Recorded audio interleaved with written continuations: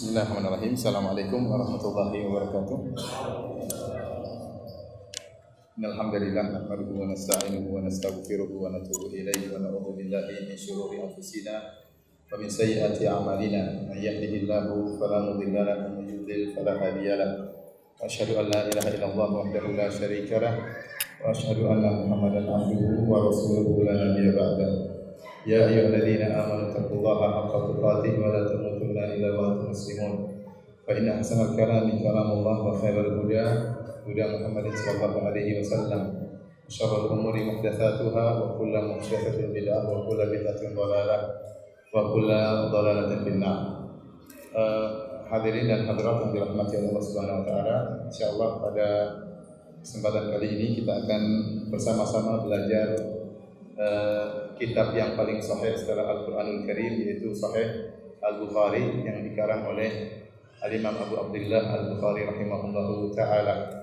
Dan sebelum kita masuk dalam penjelasan hadis-hadis yang disampaikan oleh Imam Al-Bukhari dalam sahihnya, ada beberapa poin yang ingin saya sampaikan. Yang pertama tentang biografi Al-Imam Al-Bukhari.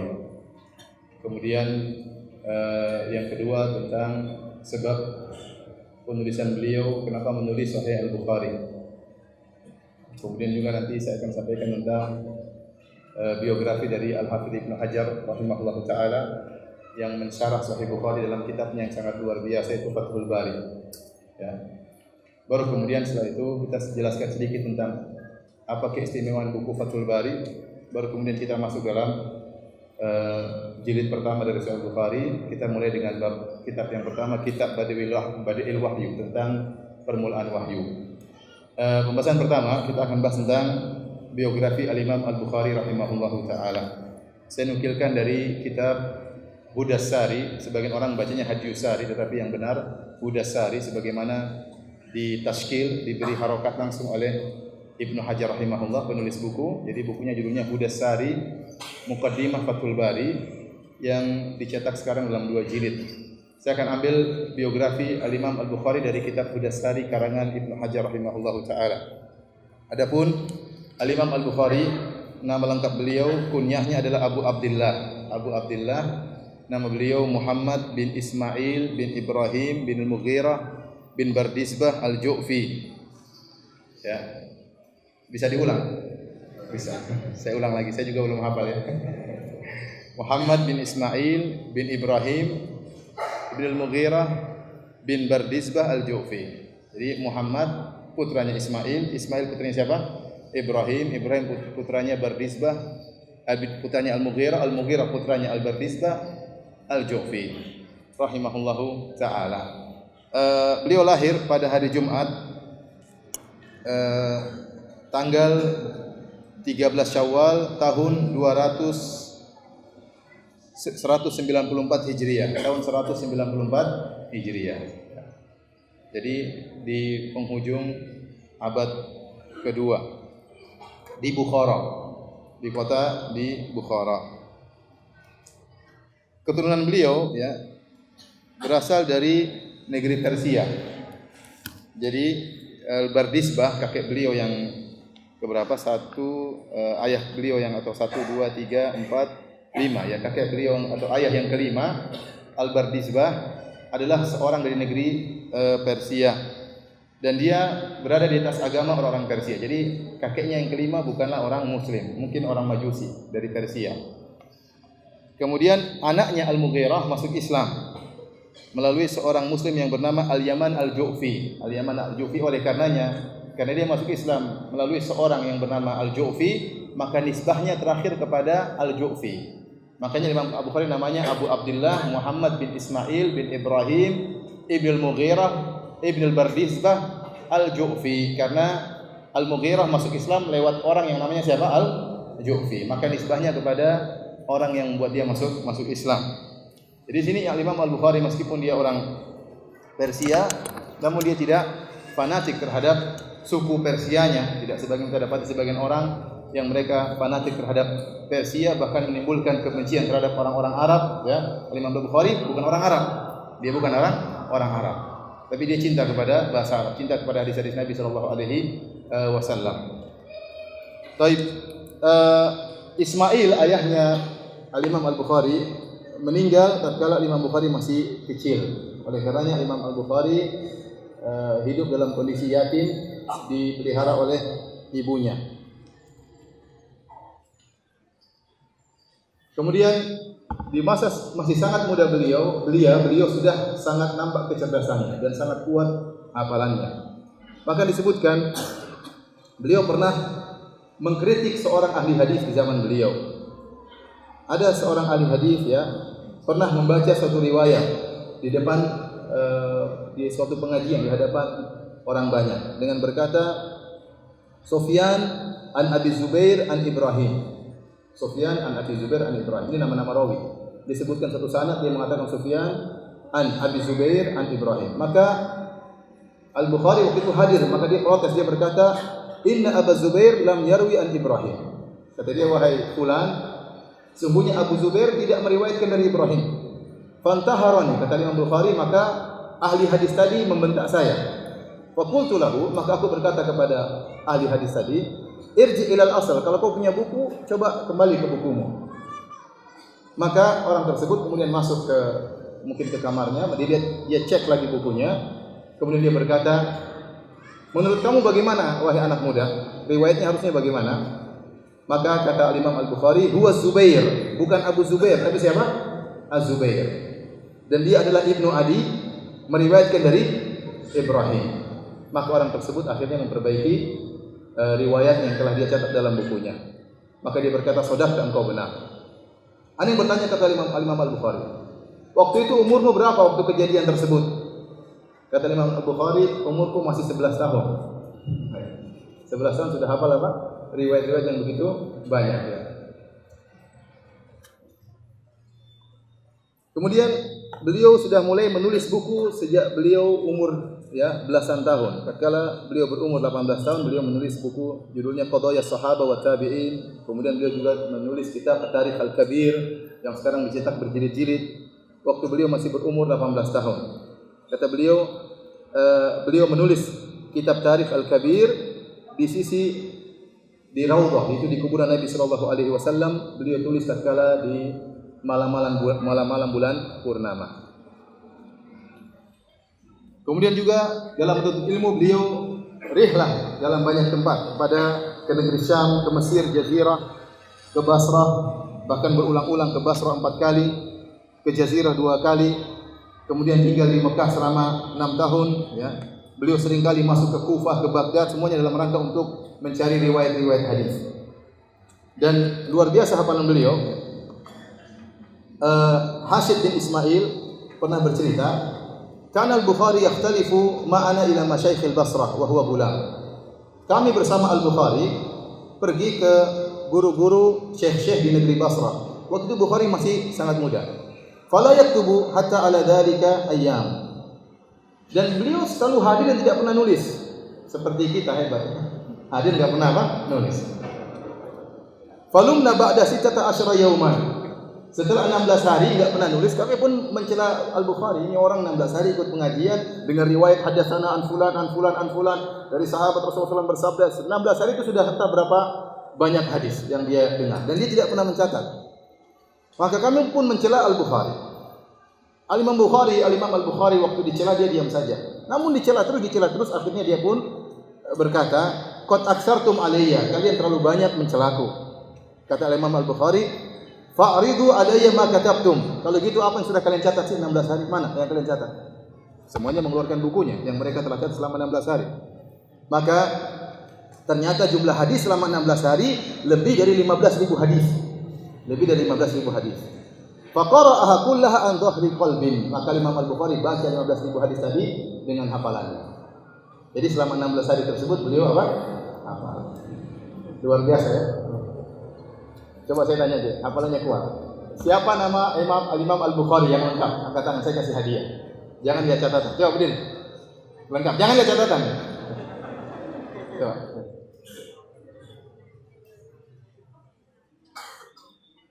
Apa?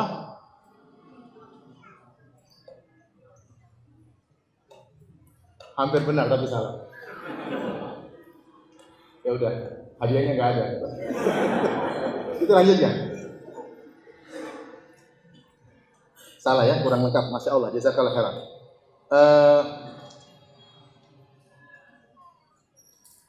Ini di antara kuatnya hafalan Al-Imam Al-Bukhari rahimahullahu taala.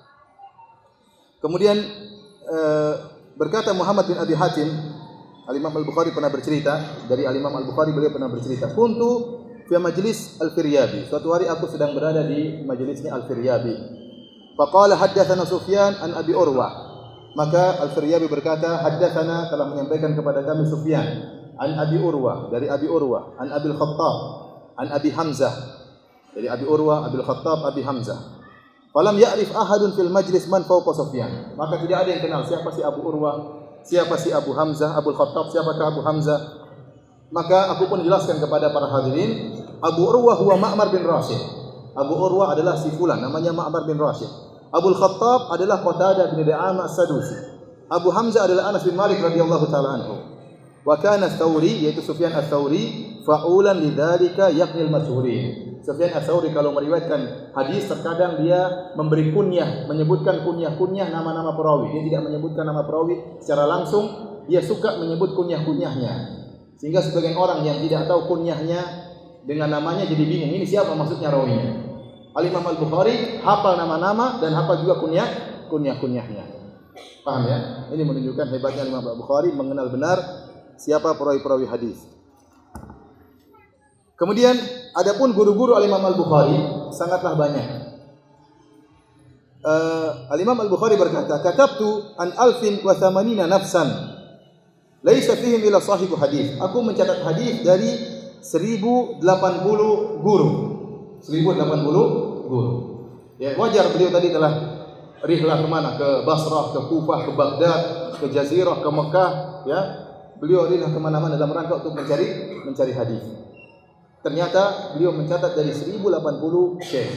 Jadi ini ada faedahnya kalau kita lihat bagaimana para ulama dahulu mereka memiliki guru yang sangat banyak. Dan kalau orang memiliki guru yang sangat banyak, di antara faedahnya dia akan jauh dari taklid. Kenapa? Karena dia tahu gurunya, dia tahu kesalahan gurunya dengan guru yang lain. Ya. Oleh karenanya agar kita terjauhkan dari taklid, hendaknya kita belajar dari banyak guru. Tapi kalau kita punya guru cuma satu, ini sangat potensi membuat kita taklid. Sehingga kita menyangka guru kita itu saja yang benar. Apalagi guru kita tatkala menyampaikan suatu pendapat, dia tidak menyebutkan sisi pandangan ulama yang lain. Sehingga kita menyangka cuma guru kita yang benar. Padahal kalau orang lain lihat dari luar, guru ini banyak sekali salahnya.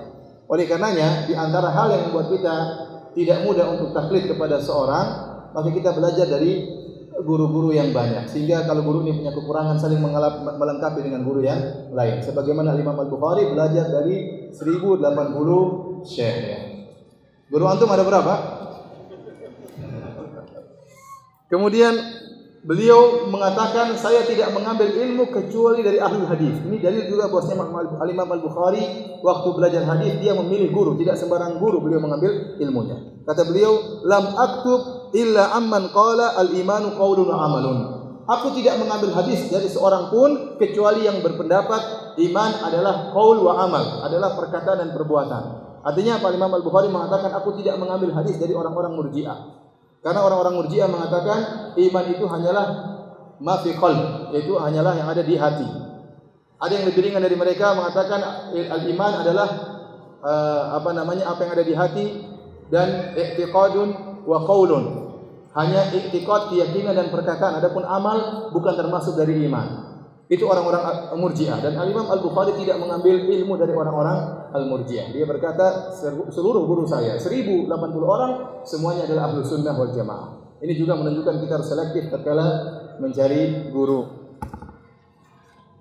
Guru-guru beliau banyak ya. Sampai disebutnya Al-Hafidz Ibnu Hajar ada 5 tingkatan guru-guru Al-Imam Al-Bukhari. Dari guru-guru yang paling senior yang bertemu dengan para tabi'in, ya. Atau yang mendengar dari tabi'in. Mendengar dari tabi'in tetapi tidak meriwayatkan dari thiqat tabi'in. Ada guru kedua tidak bertemu dengan tabi'in.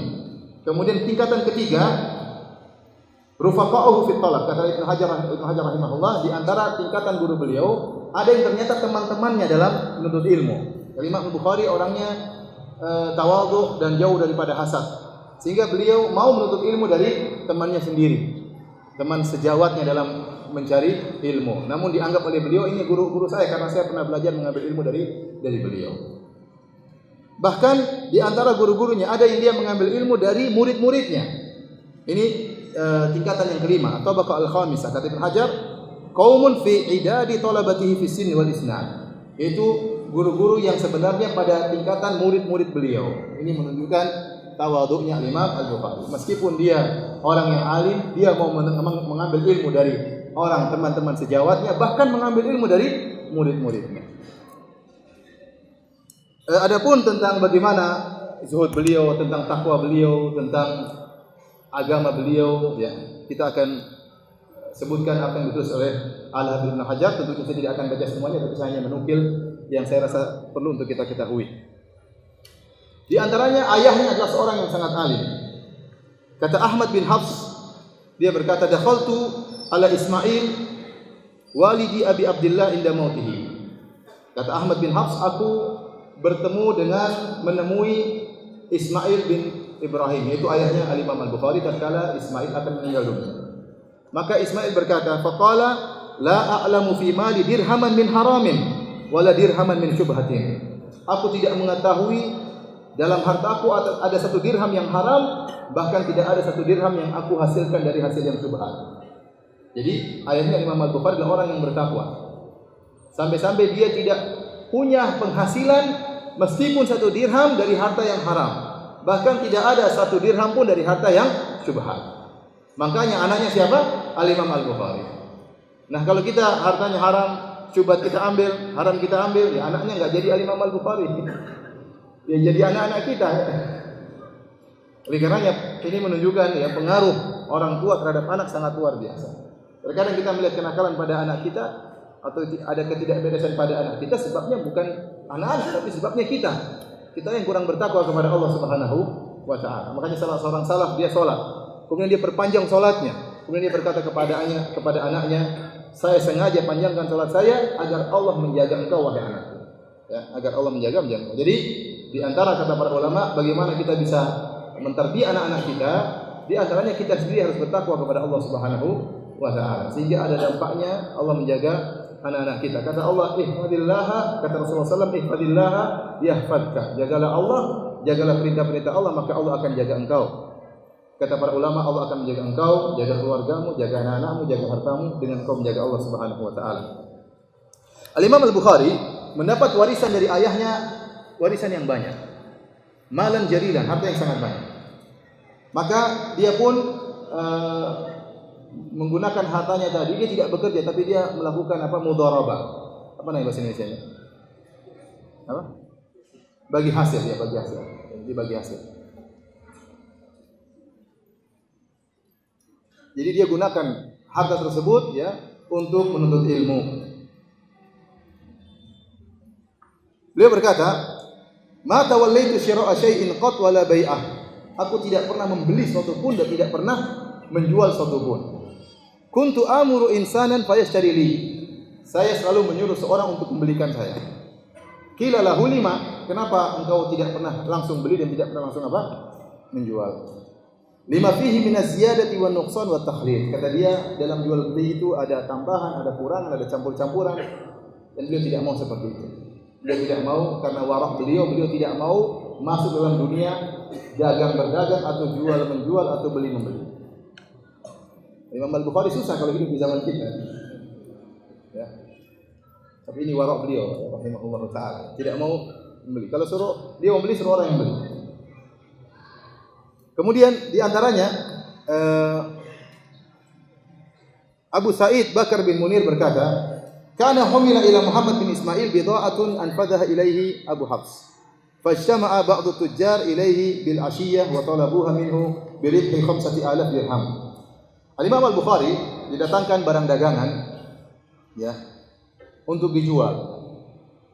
Kemudian datang orang-orang menawar barang tersebut ke rumahnya di malam hari dengan memberi untung langsung 5.000 real, 5.000 dirham. Jadi Imam Bukhari tidak bawa ke pasar, orang datang ke rumahnya. Ya, dia tidak jualan di pasar, datang ke rumahnya, ingin beli barang tersebut, langsung dikasih keuntungan 5.000 dirham dari modalnya. Al-Imam Al-Bukhari berkata, "Inshariful lailah." Pulanglah kalian malam ini. Tidak ada pembicaraan tentang setuju atau tidak setuju. Faja'ahu minal ghad tujarun akharun, fatalabu minhu al-bidha'ata bi ribhi 10,000. Besoknya datang para pedagang lain, datang lagi ke rumah Imam Al-Bukhari. Kemudian ingin membeli barang yang sama, karena Imam Al-Bukhari belum ada keputusan di malam hari. Orang nawar dia tidak kasih komentar sama sekali. Tatkala di siang hari ada para pedagang yang lain kemudian beli dengan memberikan keuntungan kepada Imam Al-Bukhari 10.000 dirham.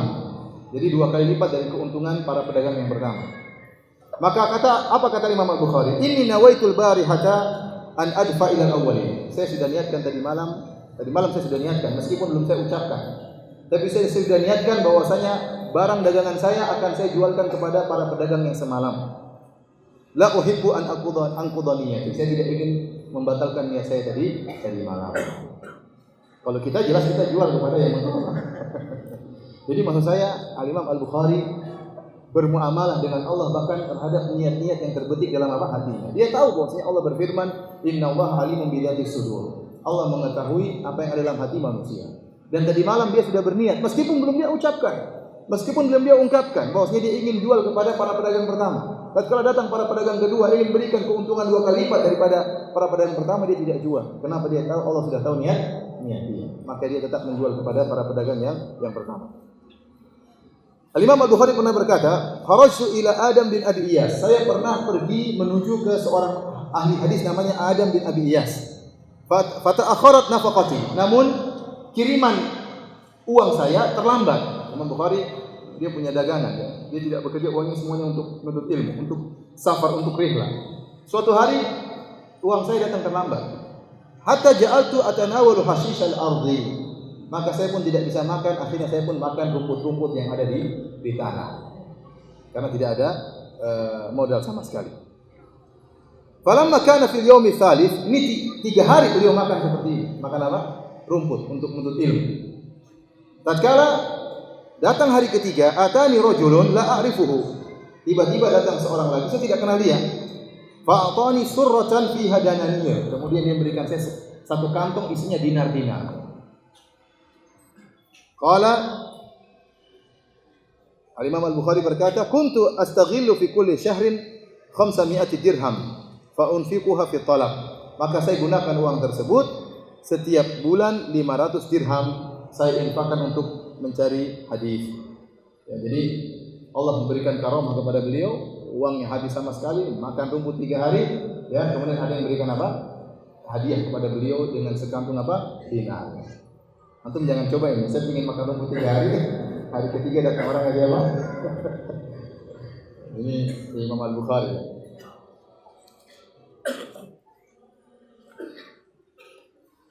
Kemudian di antara waroknya beliau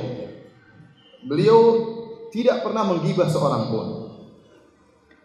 Kata beliau, "Maktabtu ahadan qad mundu alimtu anal ghibata haram." Saya tidak pernah menggibah seorang pun sejak saya tahu bahwasanya ghibah itu haram. Saya tidak pernah menggibah seorang pun sejak saya tahu ghibah itu haram.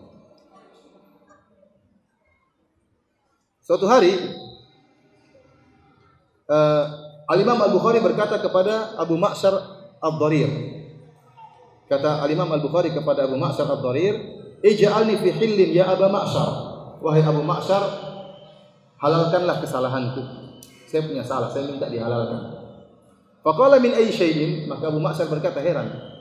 Dia tidak merasa Imam Bukhari pernah punya salah sama dia. Maka dia berkata, min ayyi syai'in? Kau minta halal dari kesalahan apa wahai Al-Bukhari?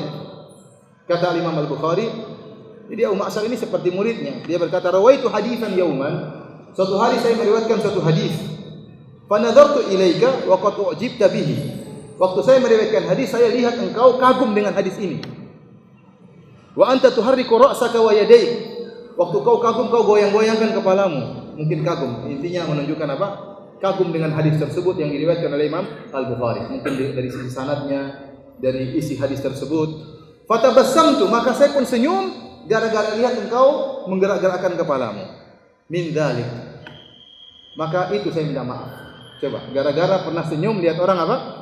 Kagum. Imam Al-Bukhari menganggap itu apa? Ghibah. Maka dia pun minta maaf kepada orang tersebut. Karena ghibah itu bukan cuma kata-kata, terkadang bisa diwakili dengan apa? Sikap, dengan senyuman, dengan ejekan, dengan mimik wajah dan yang lainnya. Ini menunjukkan waraknya Imam Al-Bukhari sampai cuma gara-gara sepele seperti itu dia minta maaf dan dia menganggap itu sebagai suatu ghibah. Oleh karenanya Imam Al-Bukhari jarang tatkala menyebutkan tentang para perawi, jarang dia mengatakan kadzab, wadha', kadzab artinya tukang pendusta, wadha' artinya tukang pemalsu hadis. Jarang beliau mengatakan demikian. Beliau seringnya berkata kadzabahu fulan, si fulan menyatakan dia pendusta. Dia menukil saja. Ya, dia mengatakan romahu fulan, si fulan ini perawi ini telah dituduh oleh si fulan, maksudnya dituduh sebagai pendusta. Ya, jadi Imam Al-Bukhari tatkala menyebutkan tentang mengkritik para perawi, dia mengkritik dengan lafal-lafal yang sangat halus. Tapi para ulama sudah paham. Al-Imam Al-Bukhari kalau mengkritik meskipun halus itu bahaya rawi ini. Paham? Tapi ada ulama yang kalau ngomong Masya Allah mutasyaddidin, kasar ya, kadzab, pendusta, dajjal, macam-macam ada. Imam Al-Bukhari enggak, dia ngomongnya apa? Halus. Tapi para ulama sudah paham karena Imam Al-Bukhari menjaga lisannya jangan sampai menggibah apa? Orang lain. Bahkan perawi-perawi bermasalah pun beliau sampaikan dengan cara yang sangat halus. Beliau berkata dalam riwayat yang lain, inni la arju an alqallaha wa la yuhasibuni anni iktartu ahadan. Aku berharap bisa bertemu dengan Allah Subhanahu wa taala dan aku tidak dihisab aku pernah menghibah seorang pun. Kemudian mengenai ibadah Imam Al-Bukhari. Suatu hari kata Bakar bin Munir, suatu hari Imam Al-Bukhari data yaumin yusalli, sedang salat. Falasa'ahu az-zambur 17 marrah. Tiba-tiba datang lebah. Apakah Imam Al-Bukhari lagi salat di pinggir sarang lebah? Intinya datang lebah banyak. Mengentuk Imam Al-Bukhari, menyengat Imam Al-Bukhari sampai 17 kali disengat. Falamma qada salatahu, tatkala Imam Bukhari selesai dari salatnya, beliau berkata, "Unzuru, aish hadzal ladzi adani fi salati." Apa ini yang tadi mengganggu tatkala sedang salat? Fanadharu fa idza zambur qad warramahu fi 17 mawdi'an. Ternyata ada lebah yang mengentuk atau menyengat Imam Al-Bukhari sampai membuat bengkak di 17 tempat di tubuhnya. Walam yaqta' salatahu, namun dia tidak memutuskan salatnya. Ya. Kata beliau, kuntu fi ayatin ahbabtu an utimmaha. Saya sedang baca satu ayat, saya tidak ingin terputus di tengah-tengahnya. Maka beliau ingin menyelesaikan ayat tersebut meskipun harus dientuk dengan 17 ekor lebah. Ini menunjukkan ibadah beliau luar biasa. Sama seperti kisah sahabat Abbad bin Bishr radhiyallahu ta'ala anhu yang waktu sedang salat kemudian dipanah. Kemudian dilanjutkan lagi salatnya, kena panah kedua kali. Kemudian dilanjutkan lagi salatnya, kena panah 3 kali. Setelah itu baru kemudian dia berhenti salatnya. Ternyata badannya sudah berlumuran darah. Kena panah 3 anak panah di tubuhnya. Waktu ditanya, kenapa engkau tidak berhenti dari awal? Saya sedang baca surat, saya tidak ingin berhenti sebelum selesai surat tersebut.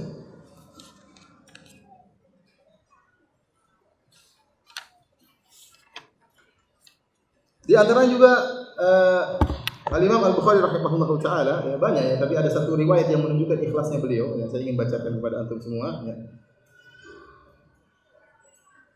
Dari Muhammad bin Mansur beliau berkata, sami'tu abi yaqul, ayahku berkata, kunna fi majlisi Abi Abdillah Al-Bukhari. Suatu hari kami sedang di majelis Imam Al-Bukhari. Fa rafa insanun min lihatihi qadatan fataraha ila al-ard. Maka ada seorang dari antara hadirin yang sedang menghadiri majelis Imam Al-Bukhari, dia mengambil kotoran di jenggotnya. Ada kotoran nyangkut di jenggotnya, kemudian dia buang di masjid, di tanah masjid. Qala fara'aitu Muhammad bin Ismail yanzuru ilaiha wa ilan nas.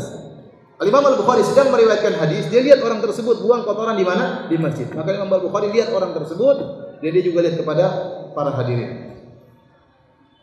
Setelah selesai majelis, falamma ghafala an-nas ra'aitu madda yadahu farafa'a al-qadata min al-ardi fa adkhalaha fi kummihi. Tatkala orang-orang sudah enggak ada yang perhatian, suruh orang semua sudah pergi, baru kemudian beliau mengambil kotoran tersebut kemudian dimasukkan dalam apa? Dalam kantongnya. Beliau tidak ingin ada kotoran di mana? Di masjid. Untuk mengambil kotoran ini saja, beliau tidak ingin ada yang apa? Yang lihat. Menunjukkan bagaimana beliau menyembunyikan apa? Amalan soleh beliau. Falamma kharaja minal masjid ra'aitu akhrajaha fataraha 'ala al-ardi. Tatkala keluar dari masjid beliau buang kotoran tersebut. Karena membersihkan kotoran dari masjid amal soleh. Beliau tidak ingin ada yang melihat perbuatan beliau. Adapun pujian orang terhadap Imam Al-Bukhari sangatlah banyak, tentunya tidak ingin kita sebutkan. Nanti antum baca sendiri dalam kitab Hudasari karangan Ibnu Hajar rahimahullahu taala. Saya ingin menyebutkan satu kisah tentang hebatnya hafalan Imam Al-Bukhari yang disebutkan oleh Ibnu Hajar Al-Asqalani. Suatu hari Imam Al-Bukhari rahimahullahu taala datang ke kota Baghdad. Maka akhirnya para ahli hadis yang ada di kota Baghdad mendengar tentang kedatangan Imam Al-Bukhari. Maka mereka pun berkumpul. Mereka sudah dengar tentang hebatnya Imam Al-Bukhari. Maka mereka ingin memuji Imam Al-Bukhari. Lantas mereka sengaja mengumpulkan 100 hadis. 100 hadis tersebut ada matannya, ada sanadnya. Sanadnya itu an fulan dari fulan. Matannya maksudnya teks hadis. Maka mereka ingin memutarbalikan sanad dan hadis-hadis tersebut. Ada hadis 100. 100 hadis ini mereka siapkan bagi 10 orang. Setiap orang diberi 10 hadis. Orang pertama 10 hadis, orang kedua 10 hadis, orang ketiga 10 hadis, sampai orang ke-10 hadis ke-91 sampai hadis ke-100. Kemudian sanadnya dibolak-balik, matanya dibolak-balik. Kemudian akhirnya hadirlah Imam Al-Bukhari. Maka mereka pun memuji Imam Al-Bukhari. Maka orang pertama menyebutkan hadis. Dari hadis pertama, an fulan dari Nabi sallallahu alaihi wasallam bersabda. Kata Imam Al-Bukhari, tahukah? Dikatakan kepada Imam Al-Bukhari, tahukah Anda hadis ini? Kata Imam Al-Bukhari, la a'rifu, saya tidak tahu. Hadis kedua, an fulan. Kemudian matanya disebutkan. Imam Bukhari berkata dengan jawaban yang sama, la a'rifu, saya tidak tahu. Terus sampai 10 hadis tidak ada yang dia tahu. Berpindah kepada orang kedua, hadis ke-11 sampai hadis ke-20. Jawabannya sama, la a'rifu, saya tidak tahu hadis ini. Orang ketiga sampai orang ke-10, hadis 91 sampai hadis ke-100. Orang-orang akhirnya ragu dengan para hadirin yang tidak mengerti ilmu hadis, ya, ragu tentang Imam Al-Bukhari. Masa tidak ada satu hadis pun yang dia tahu dari 100 hadis tersebut? Tapi orang-orang yang pakar hadis tahu ini hebat Imam Al-Bukhari. Maka tatkala seluruh sudah selesai, 10 orang 100 hadis sudah selesai, maka Imam Al-Bukhari kemudian menjelaskan. Amma haditsukal awal, adapun hadis yang pertama tadi ketukar dengan hadis sekian. Adapun hadis yang kedua ketukar dengan hadis sekian. Adapun hadis ketiga sanadnya ketukar dengan ini, matanya dia jelaskan seluruhnya. Kata lagi Ibnu Hajar rahimahullah, yang hebatnya bukan dia tahu hadis-hadis tersebut. Yang lebih hebat daripada itu, dia hafal langsung sekali dengar. Itu 100 hadis dia dengar langsung, kesalahannya, urutan salahnya pun dia ingat. Dia tidak, tadi kamu gimana coba tadi? Enggak. Langsung dia disebutkan, kamu hadis pertama sanadnya begini kebalik dengan hadis ini. Matanya begini kebalik dengan hadis kedua. Bayangkan sekali dengar 100 hadis, hafal sekaligus hafal kesalahannya, urutan kesalahannya pun hafal. Kata Ibnu Hajar, yang hebat bukan cuma dia mengetahui tentang kesalahan-kesalahan hadis tersebut, tapi yang lebih hebat dia hafal tertib kesalahannya, dia hafal. Paham atau tidak antum? Paham ya? Jangan sampai enggak paham cerita ini, apalagi hafalan hadisnya. Ceritanya aja enggak paham. Subhanallah, ada orang seperti ini luar biasa. Zaman ini sudah enggak ada. Makanya saya sering sampaikan, kalau kita mau menerapkan ya tentang ilmu jarh wa ta'dil, al-jarh wa ta'dil, tentang bagaimana para ulama menerapkan ilmu jarh wa ta'dil, mengkritik para perawi, mungkin kita semua dianggap dhaif oleh para ulama. Semuanya, karena hafalan kita semua enggak beres. Hafalan kita semua enggak ada. Dulu ada perawi yang dhaif, kalau hidup di zaman sekarang itu perawi paling mantap hafalannya. Kalau rawi dhaif di zaman dahulu, hidup sekarang itu hafalannya paling mantap. Ya. Sekarang siapa yang hafalannya kayak gitu? Enggak ada. Semuanya kembali kepada buku, enggak ada yang hafalannya. Ada yang hafal sahihain cuma hafal matanya. Ada orang bisa hafal sahih itu setengah mati dia hafal bagaimana menghafal Sahih Bukhari dan Sahih Muslim. Itu pun dengan setengah mati dia belajar siang malam menghafal, itu pun dia tidak bisa hafal dengan mutqin dan tidak hafal juga sanad-sanadnya.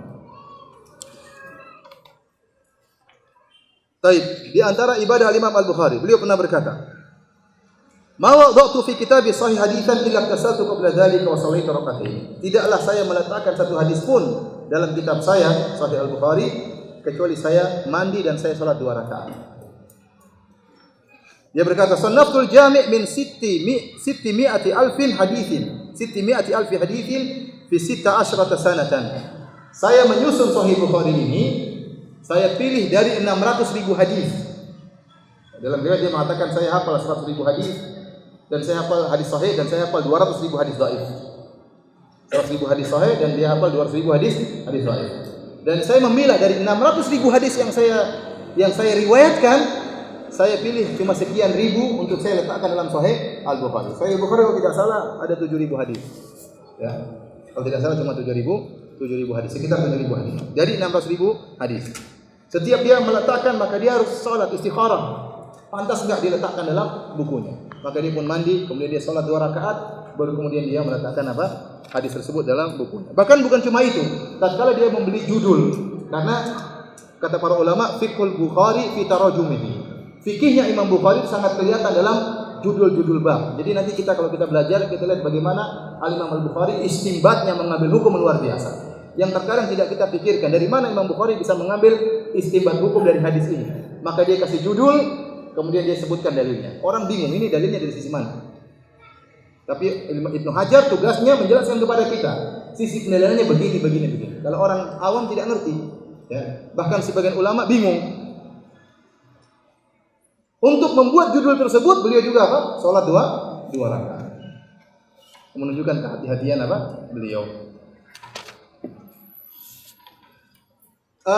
Di akhir hayat Al-Imam Al-Bukhari, beliau menghadapi ujian yang luar biasa, ya. Difitnah oleh gurunya sendiri yang sebenarnya sejawat dengan beliau tetapi termasuk guru beliau. Sebagaimana disebut oleh Ibnu Hajar dalam kitab Hudasari. Jadi Al-Imam Al-Bukhari waktu datang ke kota Naisabur, semua orang mengagungkan Al-Imam Al-Bukhari. Semua orang menyambut kedatangan Al-Imam Al-Bukhari. Bahkan sebelum Imam Bukhari sudah masuk dalam jarak yang jauh, mereka sudah tunggu kedatangan Imam Bukhari. Disambut oleh penduduk kota. Para ulama seluruhnya mewasiatkan kepada murid-muridnya untuk menyambut Al-Imam Al-Bukhari. Di antara para ulama tersebut, dia juga ulama Ahlussunnah, ya. Dia juga salah satu guru Al-Imam Al-Bukhari, ya. Bernama Muhammad bin Yahya Ad-Dhuhli rahimahullahu taala. Dia berkata dalam majelisnya, "Man arada an yastaqbil Muhammad bin Ismail ghadan falyastaqbilhu, fa inni astaqbiluhu." Kepada murid-muridnya, barang siapa yang ingin menyambut kedatangan Al-Imam Muhammad bin Ismail besok, maka sambutlah kedatangannya. Saya sendiri akan hadir menyambut kedatangannya. Padahal itu muridnya. Ini gurunya Imam Al-Bukhari. Kemudian Muhammad bin Yahya Al-Zuhli juga berkata, "La tas'aluhu an syai'in minal kalam." Jangan sekali-sekali kalian bertanya kepada Al-Imam Al-Bukhari tentang masalah ilmu kalam. Jangan, masalah filsafat jangan ditanya. Fa innahu in ajaba bi khilafi ma nahnu alaihi waqa'a bainana wa bainahu wa syamita bina kullu nasibin wa rafidin wa jahmi wa murji bi Khurasan. Kata Muhammad bin Yahya Al-Dhuhli, kalau kalian bertanya tentang masalah akidah kepada Imam Al-Bukhari yang berkaitan dengan falsafat, kemudian ternyata Imam Al-Bukhari menjawab jawaban yang sesuai dengan apa yang kita yakini, maka akan timbul masalah antara kita dengan Imam Al-Bukhari. Kalau sudah timbul masalah, akhirnya para ahlul bidah yang ada di Khurasan akan senang. Seperti Rafidhi, Syiah, kemudian Jahmi, kemudian Murji, ya, Nasibi, semuanya akan senang tatkala kita berselisih di antara Ahlussunnah. Ini wasiat Muhammad bin Yahya Al-Dhuhli yang sampai terjadi keributan. Subhanallah, waktu Imam Bukhari datang, orang hadir ramai sekali di masjid. Imtala itidar atau di rumah, orang kumpul ramai sekali. Wasutu sampai naik di atas atap-atap ingin dengar majelis Al-Imam Al-Bukhari. Tatkala pada hari kedua atau hari ketiga ada seorang cari masalah. Dia tanya kepada Imam Bukhari tentang masalah sangat pelik tentang masalah Al-Quran. Dia bertanya, "Anil lafzi bil Quran, talaffuz bil Quran, apakah makhluk atau bukan?" Ingat, Al-Quran itu bukan makhluk. Al-Quran kalamullah ghairu makhluk. Al-Quran adalah firman Allah, ghairu Bukan makhluk. Allah bukan makhluk dan lafal Allah juga bukan makhluk. Allah bukan makhluk, maka perbuatan Allah juga bukan Bukan makhluk. Yang makhluk itu ciptaan Allah, manusia. Kita makhluk. Kita ini makhluk. Lafal kita makhluk atau bukan? Makhluk. Lidah kita makhluk atau bukan? Makhluk. Lafal kita juga makhluk. Pertanyaannya sulit sekarang. Al-Quran bukan makhluk. Tapi kalau ada orang baca Al-Quran dengan lafal manusia, nah lafalnya makhluk atau bukan? Ini pertanyaan menjebak. Paham atau tidak? Saya ulangi. Allah makhluk atau bukan? Bukan. Azza wa Jalla, Allah Subhanahu wa taala. Allah pencipta. Maka seluruh yang dilakukan oleh Allah bukan makhluk. Allah bukan makhluk, pendengaran Allah bukan makhluk, penglihatan Allah bukan makhluk. Di antaranya firman Allah juga bukan apa? Bukan makhluk. Karena firman tersebut dari Allah Sang Pencipta. Kita manusia makhluk. Badan kita makhluk, lisan kita makhluk, suara kita juga makhluk tercipta ya. Penglihatan kita makhluk, pendengaran kita makhluk. Sekarang pertanyaan kepada Imam Bukhari, waktu saya baca Al-Qur'an, alif lam mim dalikal kitabul la raiba fi, ya, dalikal kitabul la raiba fi, itu makhluk atau bukan? Lafalnya ini, suaranya ini makhluk atau bukan? Maka Imam Al-Bukhari menjawab, af'aluna makhluqatun wa alfazuna min af'alina. Imam Al-Bukhari mengatakan perbuatan kita adalah makhluk, karena kita makhluk, segulu perbuatan kita apa makhluk. Dan lafal kita termasuk dari perbuatan kita. Titik. Imam Bukhari menjawab dengan jawaban demikian. Saya ulangi jawaban Imam Bukhari. Lafal kita, perbuatan kita adalah makhluk, dan lafal kita termasuk dari perbuatan kita. Akhirnya terjadi keributan. Disimpulkan oleh sebagian orang, Al-Imam Al-Bukhari mengatakan bahwasanya lafal dengan Al-Quran adalah makhluk. Padahal seharusnya menurut Ahlus Sunnah wal Jamaah, kalau kita ditanya seperti itu, kita harus perinci apa yang Anda maksudkan. Kalau Anda maksudkan suara, maka itu makhluk. Tapi kalau Anda maksudkan yang dilantunkan, alif lam mimnya, maka itu bukan makhluk, karena kita sedang melantunkan firman Allah Subhanahu wa taala. Sama seperti saya mengatakan, berkata Al-Imam Al-Bukhari, misalnya saya mengatakan Al-Imam Al-Bukhari berkata, ya, Sannaftul Jami' min sitti mi'ati alfi haditsin fi sittata asyrata sanata. Aku menulis Kitabul Jami', ya. Saya pilih dari 600.000 hadis, saya tulis dalam waktu 16 tahun. Suaranya Firanda, paham? Tapi ucapannya siapa? Al-Imam Al-Bukhari. Saya sedang menukil perkataannya siapa? Al-Imam Al-Bukhari. Tapi suaranya siapa? Suaranya Firanda, paham? Suaranya saya. Sama waktu saya baca Al-Quran, lafal-lafalnya saya, suaranya apa? Saya. Tapi teksnya itu saya sedang menukil firman siapa? Firman Allah. Paham? Teksnya tersebut bukan makhluk. Al-Quran, kalau maksud Anda adalah kertas-kertas, ini makhluk. Paham? Tetapi yang termaktub dalam kertas tersebut sedang menukil firman siapa? Allah. Dan firman Allah bukan makhluk. Waktu Imam Al-Bukhari ditanya, apakah talaffuz bil Quran makhluk? Maka ini seharusnya ditafsir. Tapi Imam Al-Bukhari waktu itu qadarullah, beliau tidak mentafsir, tidak memperinci. Mungkin disangka orang-orang sudah pada paham karena mereka Ahlus Sunnah wal Jamaah. Maka beliau menjelaskan dari satu sisi bahwasanya lafal kita ini makhluk. Jangan sampai dibilang lafal kita ini bukan apa? Makhluk. Paham atau tidak? Benar. Yang paham angkat tangan. Saya mau tes.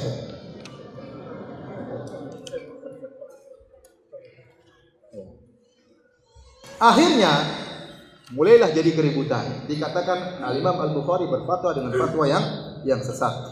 Dia mengatakan lafzi bil Qur'ani makhluk, lafalku dalam Al-Qur'an, dalam melafalkan Al-Qur'an adalah makhluk. Maka kemudian terjadi keributan. Ada yang mengatakan Imam Bukhari tidak maksudnya demikian. Terjadi debat di antara para pendengar.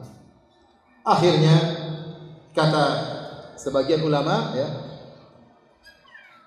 sebagian dinukil oleh Al-Imam Ibnu Hajar, anna Muhammadan bin Ismail lama warada Naisabur wa ijtama'a an-nasu indahu, tatkala Imam Bukhari datang ke kota Naisabur dan orang-orang berkumpul kepadanya, hasadahu ba'du syuyukhil waqt. Ada sebagian syekh yang hasad kepada Imam Al-Bukhari.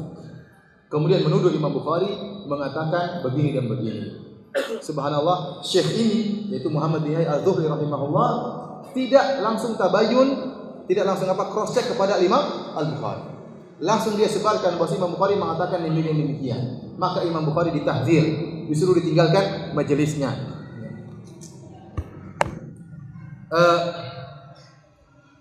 Kata Al-Hakim, walamma waqa'a bainal Bukhari wa bainadz Zuhli fi mas'alatil lafzi, tatkala timbul khilaf antara Imam Bukhari dengan gurunya Muhammad bin Al-Zuhli tentang masalah lafal bil Quran, in qata'a an-nasu 'anil Bukhari, seluruh orang meninggalkan Imam Bukhari karena Muhammad bin Al-Zuhli, guru besarnya di Naisabur, mentahdir Imam Bukhari. Dia mengatakan yang hadir ke majelis Bukhari tidak boleh hadir di majelis saya. Tidak ada yang hadir di majelis Bukhari kecuali akidahnya sama dengan akidahnya Bukhari. Akhirnya tidak ada yang hadir di majelis Imam Bukhari. Semuanya meninggal Imam Bukhari. Kecuali Imam Muslim dan Ahmad bin Salamah. Tahu Imam Muslim yang punya Sahih Muslim. Dia juga muridnya Imam Al-Bukhari. Dan juga Ahmad bin Salamah. Dua orang ini meninggalkan majelis Muhammad bin Yahya Az-Zuhli karena membela gurunya. Mereka membela siapa? Imam Al-Bukhari. Meskipun satu kata seluruhnya mentahdir Imam Bukhari. Itu bayangkan Imam Bukhari di atas kebenaran. Satu kata seluruhnya mentahdir dia. Tidak ada yang bela dia kecuali cuma dua orang. Muslim bin Hajjaj, muridnya Imam Muslim, dan juga Ahmad bin Salamah. Maka Imam Muslim pun berdiri dari majelis Muhammad bin Yahya Az-Zuhli. Kemudian dia mengambil selendangnya, dia taruh di atas sorbannya, kemudian dia jalan meninggalkan majelis Muhammad bin Yahya Az-Zuhli. Dilihat orang semua dalam rangka untuk membela siapa? Gurunya. Beraninya Imam Muslim. Kemudian dia mengumpulkan seluruh periwayatan dia dari Muhammad bin Yahya Az-Zuhli, kemudian dia kembalikan. Dia tidak meriwayatkan dalam Sahih Muslim. Oleh karenanya, Al-Imam Muslim dia tidak ikut-ikutan ribut antara kedua gurunya. Sekarang dia punya dua guru, Muhammad bin Yahya Az-Zuhli sama siapa? Al-Imam Al-Bukhari. Maka dia meninggalkan riwayat dari Muhammad bin Yahya Az-Zuhli dan juga meninggalkan riwayat dari Al-Imam Al-Bukhari. Maka dalam Sahih Muslim kita tidak mendapatkan periwayatan dari Muhammad bin Yahya Az-Zuhli dan juga tidak mendapatkan periwayatan dari Al-Imam Al-Bukhari. Kenapa? Karena Imam Muslim ingin mengambil sikap adil, tidak ikut campur dengan khilaf yang terjadi di antara dua gurunya. Alhamdulillah, salatu wassalamu ala Rasulillah wa ala alihi wa sahbihi wa wala. Walhamdulillah wa bi'idin azalin wa alayhi. Kita lanjutkan bahasan kita tentang khilaf yang terjadi antara Imam Bukhari dengan gurunya Muhammad bin Yahya Az-Zuhli. Rahimahullah. Dua-duanya ulama Muslim. Namun bagaimanapun tidak ada yang langsung, kadang meskipun ulama timbul dalam diri mereka ada kekurangan. Oleh karenanya Al-Imam Bukhari mengeluhkan hal tersebut. Beliau berkata, "Waqad qasadani hadha rajul hasadan lima atani Allahu la ghair." Orang ini memaksudkan saya. Kenapa dia hasad kepadaku? Karena karunia Allah berikan kepada, bukan karena masalah lain, tapi karena hanya sekedar hasad. Akhirnya Bukhari menjelaskan, saya dengan ini tidak masalah, bukan masalah fikih, bukan masalah akidah, ini hanya wasilah saja. Itu bukan bermasalah, tapi sebenarnya masalah saya dengan dia hanyalah masalah apa? Masalah hasad. Itu dirasakan oleh Al-Imam Al-Bukhari. Kemudian Imam Al-Bukhari ditanya, ada yang datang ke beliau kemudian cross check, kemudian beliau mengatakan melafalkan Al-Quran adalah makhluk. Maka beliau berkata, "Ani qultu ya Abu Amr, tifaqani man za'ama min ahli Naisabur wa sama ghairuha min al-buldan." Di dalam kitab dia mengatakan, "Wahai si fulan, siapa di antara penduduk kota Naisabur dan juga penduduk kota-kota yang lainnya?" Disebutkan beberapa namanya, nama kota-kota. Mengatakan, "Ani qultu la bil Qur'ani makhluk fa huwa kadzdzab." Yang menuduh aku berkata melafalkan Al-Quran adalah makhluk, maka dia telah berdusta. Fa inni lam aqulhu, sungguhnya aku tidak mengatakan demikian. Illa anni qultu af'alul ibad makhluqatun. Aku hanya mengatakan perbuatan hamba adalah makhluk. Oleh karena Imam Bukhari punya buku sudah dicetak dua jilid judulnya Khalqu Af'alil Ibad, tentang penjelasan bahwasanya perbuatan makhluk adalah ciptaan Allah Subhanahu wa taala. Kita yang tidak mendalam masalah tidak bingung kenapa masalah begini saya diberikan. Dia tidak terkadang terkutip dalam masalah kita, kenapa masalah ini diberikan? Ternyata ini masalah penting. Kita mengatakan Al-Quran itu makhluk itu bahaya. Dan inilah yang menjerumuskan sebagian, dan sering saya ulang dalam penjelasan saya. Ini yang menyebabkan terjerumusnya sebagian dai-dai pluralisme sehingga menafsirkan Al-Quran seenaknya mereka. Mereka mengatakan Al-Quran ini bukan firman Allah. Kenapa Allah tidak berbahasa? Allah bukan makhluk, tidak berbicara dengan bahasa apapun, tanpa suara, tanpa huruf. Terus kalau begitu Al-Quran itu ada hurufnya, ada bahasa Arabnya. Oh, itu bukan firman Allah, tapi itu terjemahan Muhammad mentransfer ide tokoh Allah Subhanahu wa taala atau perkataan yang semisal ini. Jadi ini termasuk dalam buku-buku mereka. Dan ini diambil dari akidahnya orang-orang Jahmiyah dan juga akidahnya orang Asy'ariyah, bahwasanya Allah berbicara tanpa suara, tanpa huruf, Sehingga akhirnya Al-Quran yang terjadi ini bukan firman Allah. Alif Lam Mim dzalika kitabun la raiba fihi al-Fatihah maliki yaumiddin, surat Al-Fatihah bukan firman Allah, tapi itu terjemahan Muhammad terhadap firman Allah Subhanahu wa taala. Sehingga akhirnya tokoh-tokoh liberal mengatakan, kalau ini bukan firman Allah, maka jangan kita terikat dengan tekstual Al-Quran. Karena Muhammad tatkala menerjemahkan Al-Quran, ya, atau menerjemahkan firman Allah dalam bentuk Al-Quran, banyak sifat-sifat manusiawi yang berpengaruh kepada Muhammad. Contohnya dia adalah seorang manusia, contohnya dia adalah seorang Arab, contohnya dia tinggal di zaman dahulu, zaman yang agak primitif, ya, terikat dengan budaya yang ada tatkala zaman tersebut. Maka jangan kita tafsirkan Al-Quran dengan tekstual. Sehingga mereka punya namanya tafsir hermeneutika, tafsir kontekstual. Itu diantaranya dibangun dengan pendapat bahwasanya yang ini bukan firman Allah Subhanahu wa taala. Makanya Imam Al-Bukhari keras dalam masalah ini. Bahwasanya Al-Quran itu firman Allah. Lafal kita bukan apa? Bukan lafal kita makhluk. Tetapi Al-Qurannya adalah apa? Firman Allah Subhanahu wa taala. Akhirnya, tatkala Imam Al-Bukhari khawatir mereka akan berbuat buruk kepada Imam Al-Bukhari, maka beliau pun pulang ke Bukhara, meninggalkan kota Naisabur, dihajar, diboikot dari seluruh penduduknya. Tidak ada yang tadinya bayangkan kenapa berlaku dia Imam Bukhari datang, orang sampai masih jauh, masih puluhan kilo, orang-orang sudah tunggu menunggu kedatangannya. Begitu dia datang, orang-orang sampai semua masjid full, sampai rumah-rumah dia datang tukang hadir ke pengajian dia. Tiba-tiba majelis kosong, tidak ada seorang pun yang datang ke pengajiannya. Sampai akhirnya kemudian beliau balik ke kota beliau Bukhara. Kemudian waktu di Bukhara pun timbul masalah. Beliau dipanggil, beliau mengadakan pengajian untuk masyarakat umum. Tiba-tiba amir atau raja di tempat tersebut panggil beliau untuk mengajar anak-anak sang raja atau sang gubernur. Maka Imam Bukhari menolak, dia tidak mau. Karena dia mengatakan saya tidak akan membuskan ilmu buat sebagai orang sementara yang lain saya tinggalkan. Karena murid beliau banyak. Akhirnya beliau tidak memenuhi panggilan raja tersebut. Akhirnya raja tersebut kemudian marah kepada Imam Al-Bukhari sehingga kemudian menyusahkan Imam Al-Bukhari. Sampai akhirnya Imam Al-Bukhari berdoa di antara doanya, Allahumma qad tawat alayya al-ardu bima rahata faqbidni ilaika. Ya Allah, dunia telah sempit bagiku, ya Allah, cabutkan nyawa. Tidak sampai sebulan kemudian Imam Bukhari meninggal dunia. Beliau meminta agar dicabut nyawanya oleh Allah Subhanahu wa taala.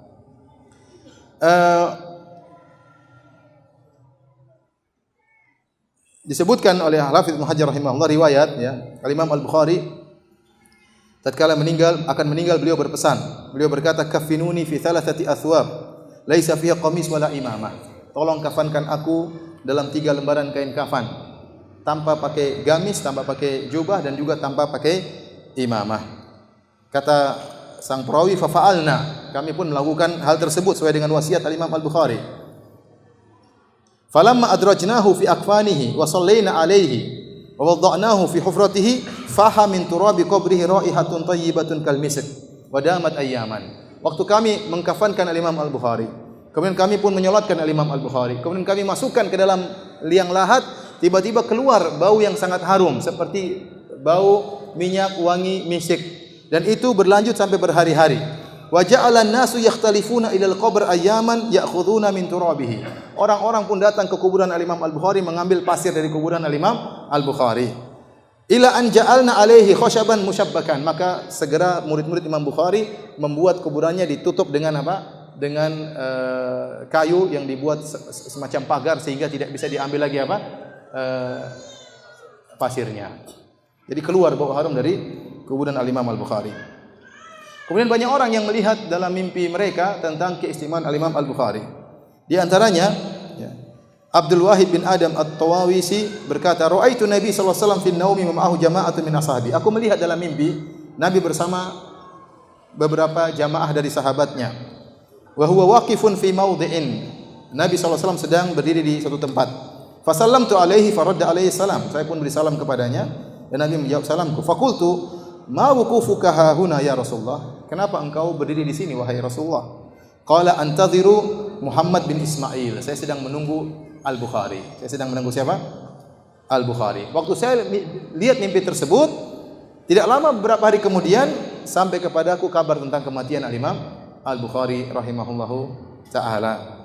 Dan banyak mimpi disebutkan bagaimana sebagian perawi melihat Al-Imam Al-Bukhari dalam mimpi setiap Nabi berjalan, maka Al-Imam Al-Bukhari meletakkan kaki di bekas langkah kaki Rasulullah sallallahu alaihi wasallam. Inilah kisah tentang Al-Imam Al-Bukhari secara ringkas. Kita sebutkan sekarang tentang sebab penulisan Sahih Al-Bukhari.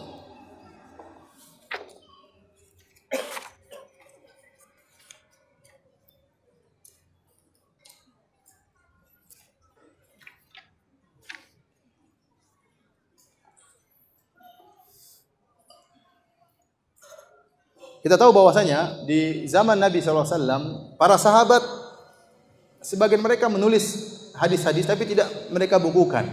Ya. Banyak sahabat yang tidak menulis hadis. Ya. Di antara sebabnya pertama, di awal-awal Rasulullah SAW menyampaikan hadis-hadis kepada para sahabat, Rasulullah SAW melarang untuk menulis hadis. Dalam Sahih Muslim Rasulullah SAW pernah bersabda, "La taktubu anni, wa man kataba anni ghairal Qur'ani falyamhu." Kata Nabi, jangan tulis dariku. Yang boleh ditulis cuma Al-Quran. Barang siapa yang menulis selain Al-Quran, maka hapuslah, kata Nabi SAW. Ini di awal-awal. Karena Rasulullah SAW khawatir Al-Quran tercampur dengan apa? Dengan hadis. Maka Rasulullah SAW tidak boleh dicatat kecuali Al-Quran. Namun kemudian datang belakangan hadis-hadis, Rasulullah SAW membolehkan untuk menulis hadis-hadis Nabi SAW. Seperti Rasulullah SAW berkata, "Uktubu li Abi Syah." Tolong tulis buat Abi Syah, karena dia tidak pandai menulis. Maka para sahabat menulis hadis. Namun meskipun sebagian sahabat menulis hadis, namun tidak banyak mereka menulis hadis dan tidak mereka bukukan secara lengkap. Kenapa? Karena selain mereka jarang menulis, mereka sangat kuat hafalan mereka, sehingga mereka bersandar kepada hafalan mereka. Penulisan hadis datang belakangan. Bukan berarti hadis tidak ditulis, hadis ditulis. Banyak riwayat menunjukkan Rasulullah SAW sendiri menulis surat kepada para raja-raja. Rasulullah SAW juga menulis surat kepada sebagian sahabat. Para sahabat juga menyalurkan hadis, tapi tidak dibukukan. Pembukuan hadis datang belakangan, terutama pada waktu di awal abad ketiga. Mulai banyak penulisan dikumpulkannya, dikodifikasi hadis-hadis Nabi sallallahu alaihi wasallam. Kita tahu penulisan hadis-hadis banyak macamnya ya. Ada hadis-hadis yang, dan kebanyakan hadis-hadis mencampur adukan antara hadis-hadis yang sahih dan hadis-hadis yang dhaif. Seperti kutubus sittah selain Sahih Bukhari dan Sahih Muslim. Kalau ada istilah kutubus sittah, kitab yang 6, al-kutubus sittah, kitab yang 6 artinya secara bahasa, maksudnya Sahih Bukhari, Sahih Muslim, Sunan Abi Dawud, Sunan Tirmidzi, Sunan Nasai dan Sunan Ibnu Majah. Ini kutubus sittah. Apa saja? Sahih Bukhari, Sahih Muslim, Sunan Abi Dawud, Sunan Tirmidzi, Sunan Nasai dan Sunan Ibnu Majah. Sebagian ulama khilaf. Nomor 6 ini siapa? Ada yang mengatakan Muwatta Imam Malik, Al-Imam Malik. Ada yang mengatakan Ibnu Majah. Namun yang banyak dilakukan oleh jumhur ulama, yang ke-6 adalah Sunan Ibnu Majah. Sunan Ibnu Majah, Sunan Tirmidzi, Sunan Abi Dawud, Sunan Nasai ini mencampur adukan antara hadis sahih dan hadis dhaif. Ada hadis-hadis dhaifnya, ada hadis-hadis sahihnya, ada hadis-hadis hasan. Yang khusus hadis-hadis sahih adalah Sahih Bukhari dan Sahih Muslim. Demikian juga Musnad Imam Ahmad. Musnad Imam Ahmad juga mencampur adukan antara hadis-hadis yang sahih dan hadis-hadis yang dhaif. Dan hadis-hadis sahih banyak ya. Makanya diriwayatkan Imam Bukhari mengatakan, "Hafiztu, saya menghafal 100.000 hadis sahih." Saya menghafal 100.000 hadis sahih. Tadi kita disebutkan riwayat Imam Bukhari mengatakan, "Saya memilih dari 600.000 hadis, saya pilih menjadi sekitar 7.000 untuk dimasukkan dalam kitab sahihku." Berarti namanya hadis sahih bukan cuma dalam Sahih Bukhari, bukan cuma dalam Sahih Muslim. Ada dalam buku-buku yang lain, dalam Mustadrak Al-Hakim, dalam Musnad Imam Ahmad, dalam Sunan Abi Dawud, dalam Sunan Tirmidzi juga banyak hadis-hadis yang sahih. Tapi Al-Imam Al-Bukhari punya kriteria berat dalam penulisan Sahih Al-Bukhari. Ya, penulisannya kriterianya sangat ketat. Di antaranya kriteria beliau bahwasanya murid harus bertemu dengan guru. Murid harus bertemu dengan guru, tidak cukup hanya semasa.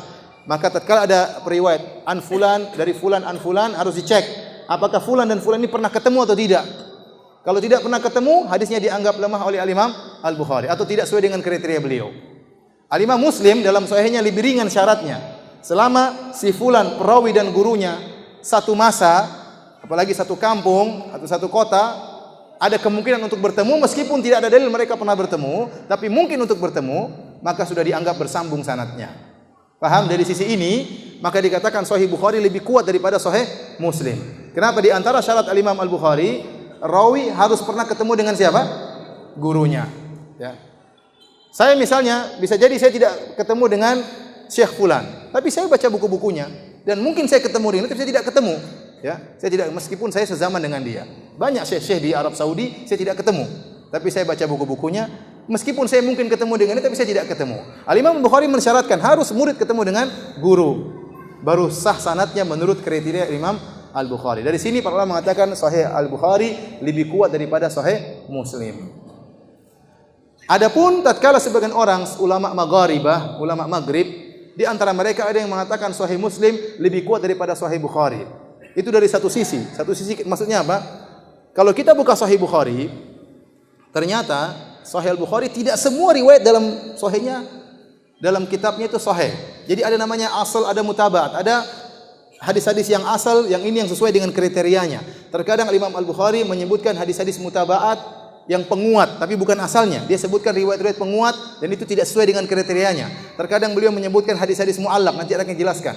Mu'allaqat yaitu hadis-hadis sanadnya dihilangkan oleh Imam Bukhari, tahu-tahu langsung disebutkan rawi di atasnya. Ini terkadang ada yang sahih dan ada yang dhaif. Terkadang beliau menyebutkan perkataan para ulama salaf.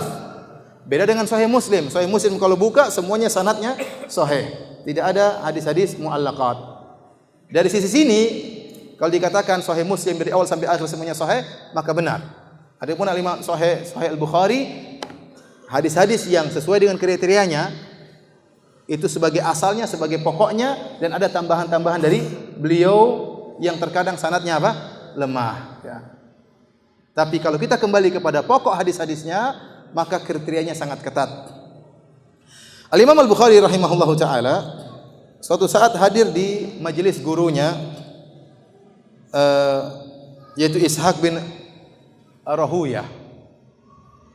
Kata Al-Imam Al-Bukhari, kunna inda Ishaq bin Rahuyah. Faqala, kami sedang berada di sisi Ishaq bin Rahuyah rahimahullahu ta'ala. Maka dia berkata, lau jama'tum kitaban mukhtasaran li sahihi sunnati Nabi sallallahu alaihi wasallam. Seandainya kalian wahai murid-muridku, kalian kumpulkan hadis-hadis sahih yang mukhtasar, yang ringkas.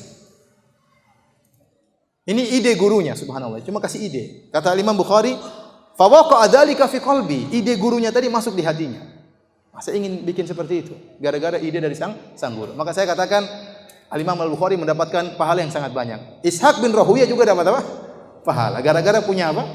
Punya ide. Jadi kalau antum punya ide sampaikan aja, meskipun bukan antum yang kerjakan. Jadi ini juga dapat pahala. Kenapa? Karena dia kasih ide dan kata Imam Al-Bukhari, fa waqa'a dzalika fi qalbi. Hal tersebut, ide tersebut merasuk ke hatiku. Fa akhadhtu fi jam'i al-jami' as-sahih. Maka saya pun mengumpulkan Sahih Al-Bukhari. Dalam riwayat yang lain, Al-Imam Al-Bukhari pernah bermimpi. Dia berkata, ra'aitu Nabi sallallahu alaihi wasallam wa ka'annani waqifun baina yadayhi. Saya melihat dalam mimpi Rasulullah SAW seakan-akan berada di hadapanku. Wa biyadihi mirwahah, dan di tangannya ada semacam kipas.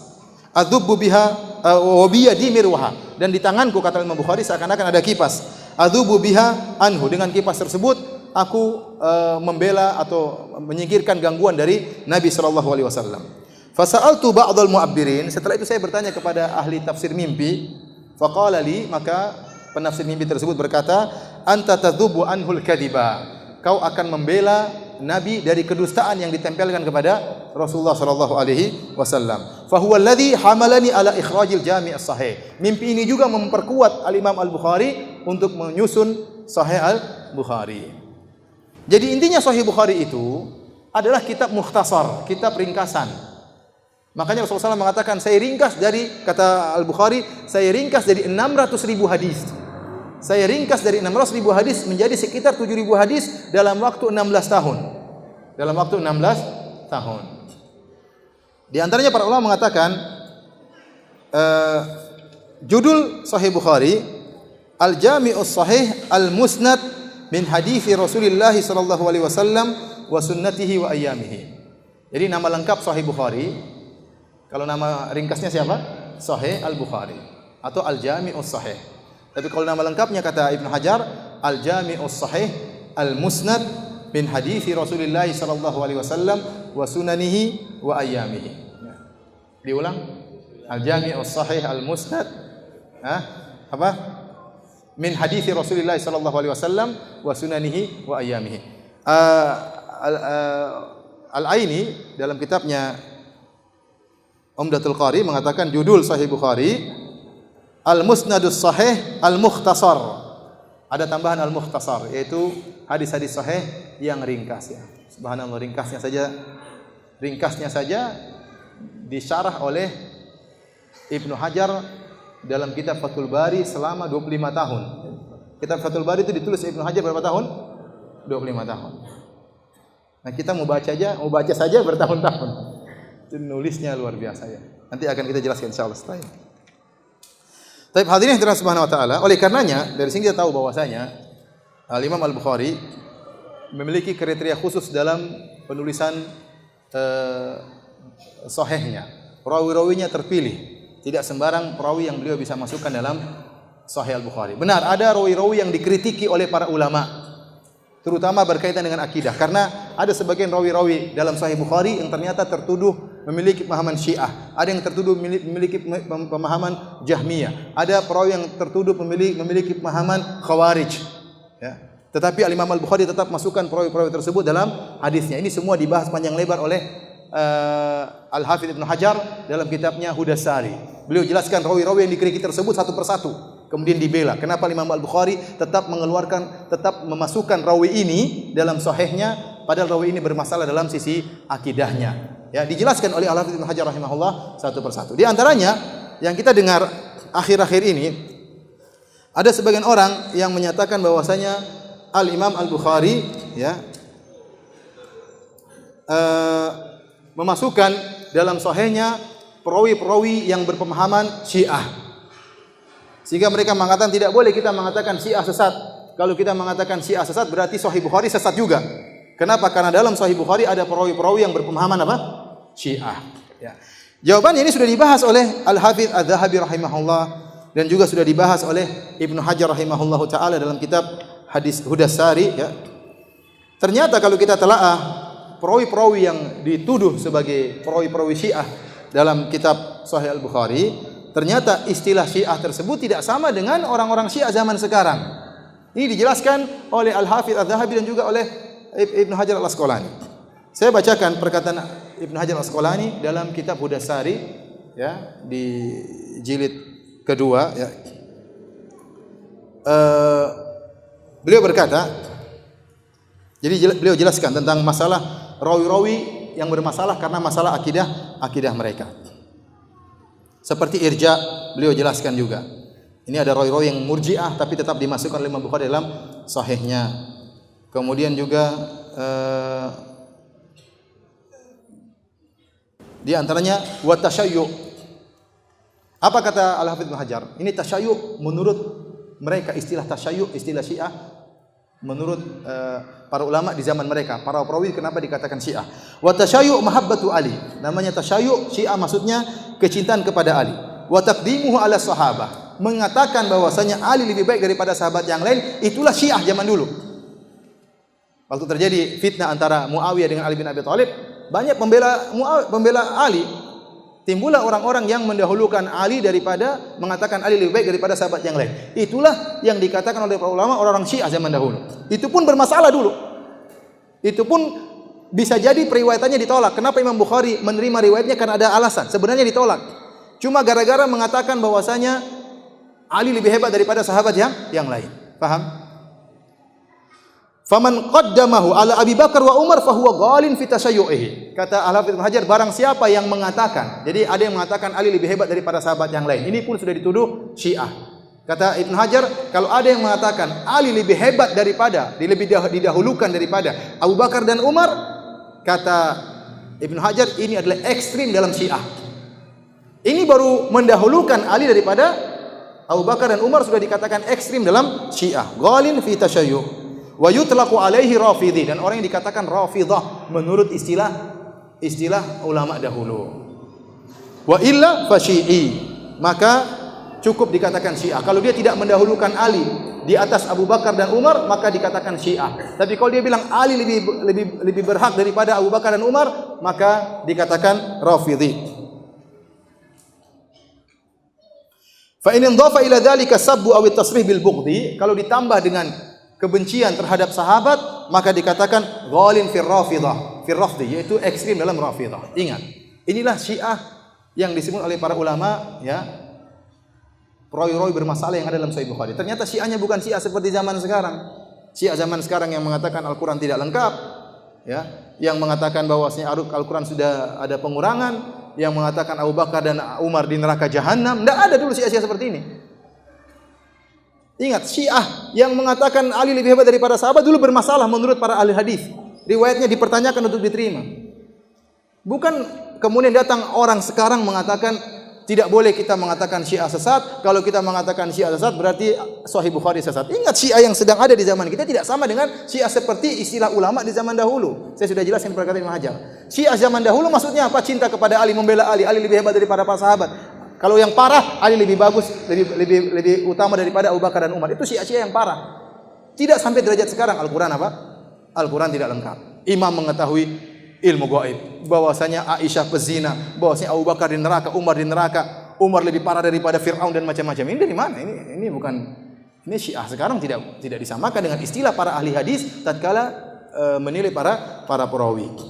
Saya contohkan di sini, atau Ibnu Hajar sebutkan tentang seorang perawi yang dikatakan Rafidhi yang bernama Abbad bin Ya'qub Ar-Rawajini Al-Kufi.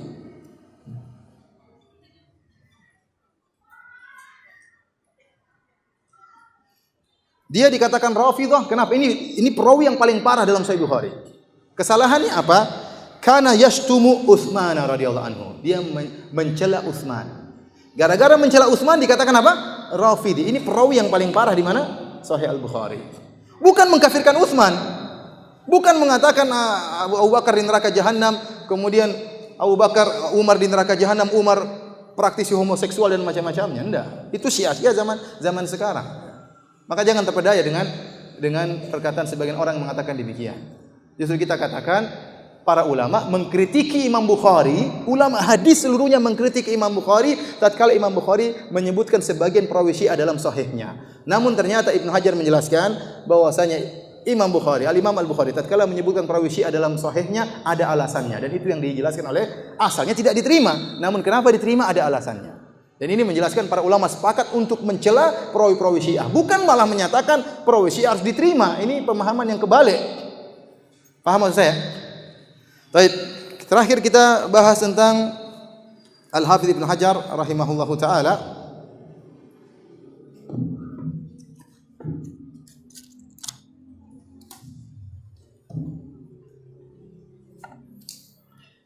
Al-Hafidz Ibnu Hajar rahimahullahu taala, penulis kitab Fathul Bari.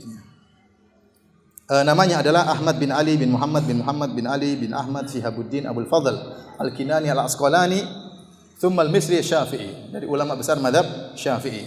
Dikenal dengan Ibnu Hajar. Ibnu Hajar adalah laqab dari sebagian kakek-kakeknya. Dilahirkan pada tanggal 12 Sya'ban tahun 773 Hijriah, 773 di kota Mesir. Jadi banyak ulama Mesir. Di antaranya Ibnu Hajar Al-Asqalani. Ya. Beliau hidup dalam kondisi yatim piatu. Ayahnya meninggal pada tahun 777. Berarti usia beliau masih berapa tahun? 4 tahun. 4 tahun ayahnya meninggal. Dan ibunya sudah meninggal sebelumnya. Al-Imam Bukhari juga hidup dalam kondisi apa? Yatim. Ya. Al-Imam Syafi'i juga hidup dalam kondisi apa? Yatim. Al-Imam Ibnu Hajar Al-Asqalani juga hidup dalam kondisi apa? Yatim. Ya. Namun yatim tidak menjadikan mereka keyatiman tidak menjadikan mereka mundur, bahkan mereka semakin semangat dalam menuntut ilmu.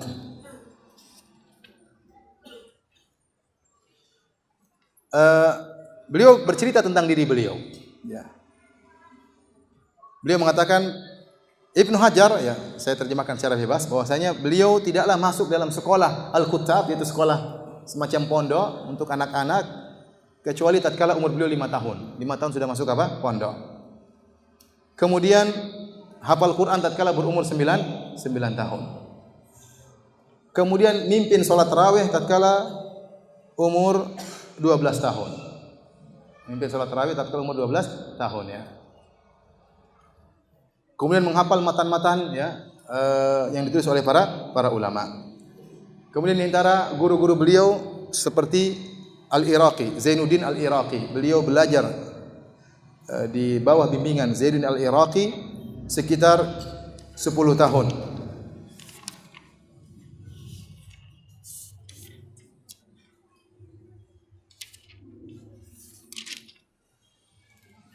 Di antara yang membuat beliau ya hebat ya, sebab para ulama sebutkan ya.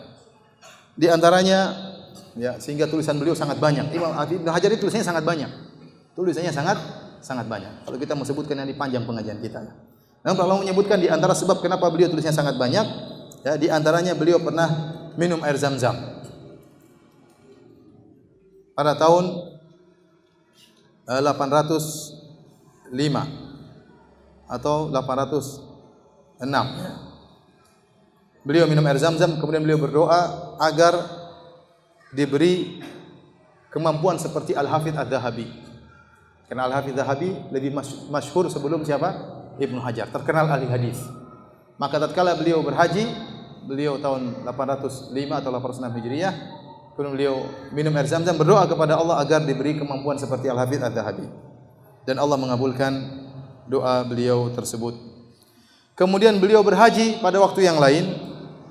Kemudian beliau berdoa lagi kepada Allah Subhanahu wa taala agar diberi kemudahan untuk menulis dalam fatwa-fatwa, diberi kemampuan untuk menulis dalam fatwa-fatwa dan buku-buku ya. Dan dikabulkan juga oleh Allah Subhanahu wa taala. Dan Rasulullah SAW bersabda, "Ma'u Zamzam lima syuriba lahu." Air Zam-Zam tergantung niat orang yang meminumnya. Kemudian di antara sebab beliau banyak tulisannya ya, beliau sangat cepat kalau membaca. Seperti beliau baca kitab Ibnu Majah dalam 4 pertemuan, habis baca kitab Ibnu Majah. Baca sambil paham ya. Bukan baca judul isi saja, daftar isi. Judul penulisnya daftar isi selesai. Enggak, beliau baca dalam 4 pertemuan. Sahih Muslim beliau baca juga dalam 4 pertemuan, habis. Sahih Bukhari beliau baca dalam 10 pertemuan. Jadi para ulama dahulu baca kitab habis, baca kitab habis, baca kitab hadis, luar biasa ya. Kemudian juga beliau kalau nulis sangat cepat. Seperti contoh beliau pernah menulis kitab Taqyid li Ibnu Nuqtah. Jadi dahulu mereka suka menyalin kitab. Jadi dahulu tidak ada fotokopi. Jadi kalau ada buku disalin lagi. Salin lagi. Beliau pernah nulis buku Ibnu Nuqtah, buku lumayan tebal dalam waktu 5 hari. Ya, cepat sekali tulisan beliau. Tulisannya cepat, bacanya cepat, hafalannya kuat ya. Kemudian di antara sebab beliau banyak tulisannya, beliau tidak pernah pergi kepada ru'asa. Beliau menjauh dari orang-orang pemimpin karena beliau tahu menyibukkan. Kalau sudah bertemu dengan orang besar, akhirnya menyibukkan. Waktu beliau terbuang sehingga beliau tidak mau bertemu dengan orang tersebut. Sehingga beliau punya waktu yang banyak untuk menulis.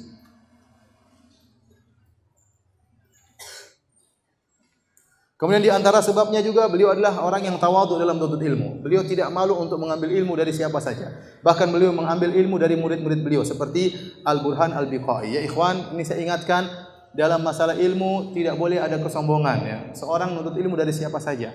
Ada murid kita yang punya kelebihan dalam satu ilmu, kita menuntut ilmu. Tidak perlu kita ragu untuk duduk di majelisnya meskipun murid kita. Meskipun murid kita, meskipun orang tersebut adik kelas kita, meskipun orang tersebut ilmunya mungkin di bawah kita, tapi dia punya sesuatu yang tidak kita miliki, tidak usah malu-malu untuk menimba ilmu darinya ya.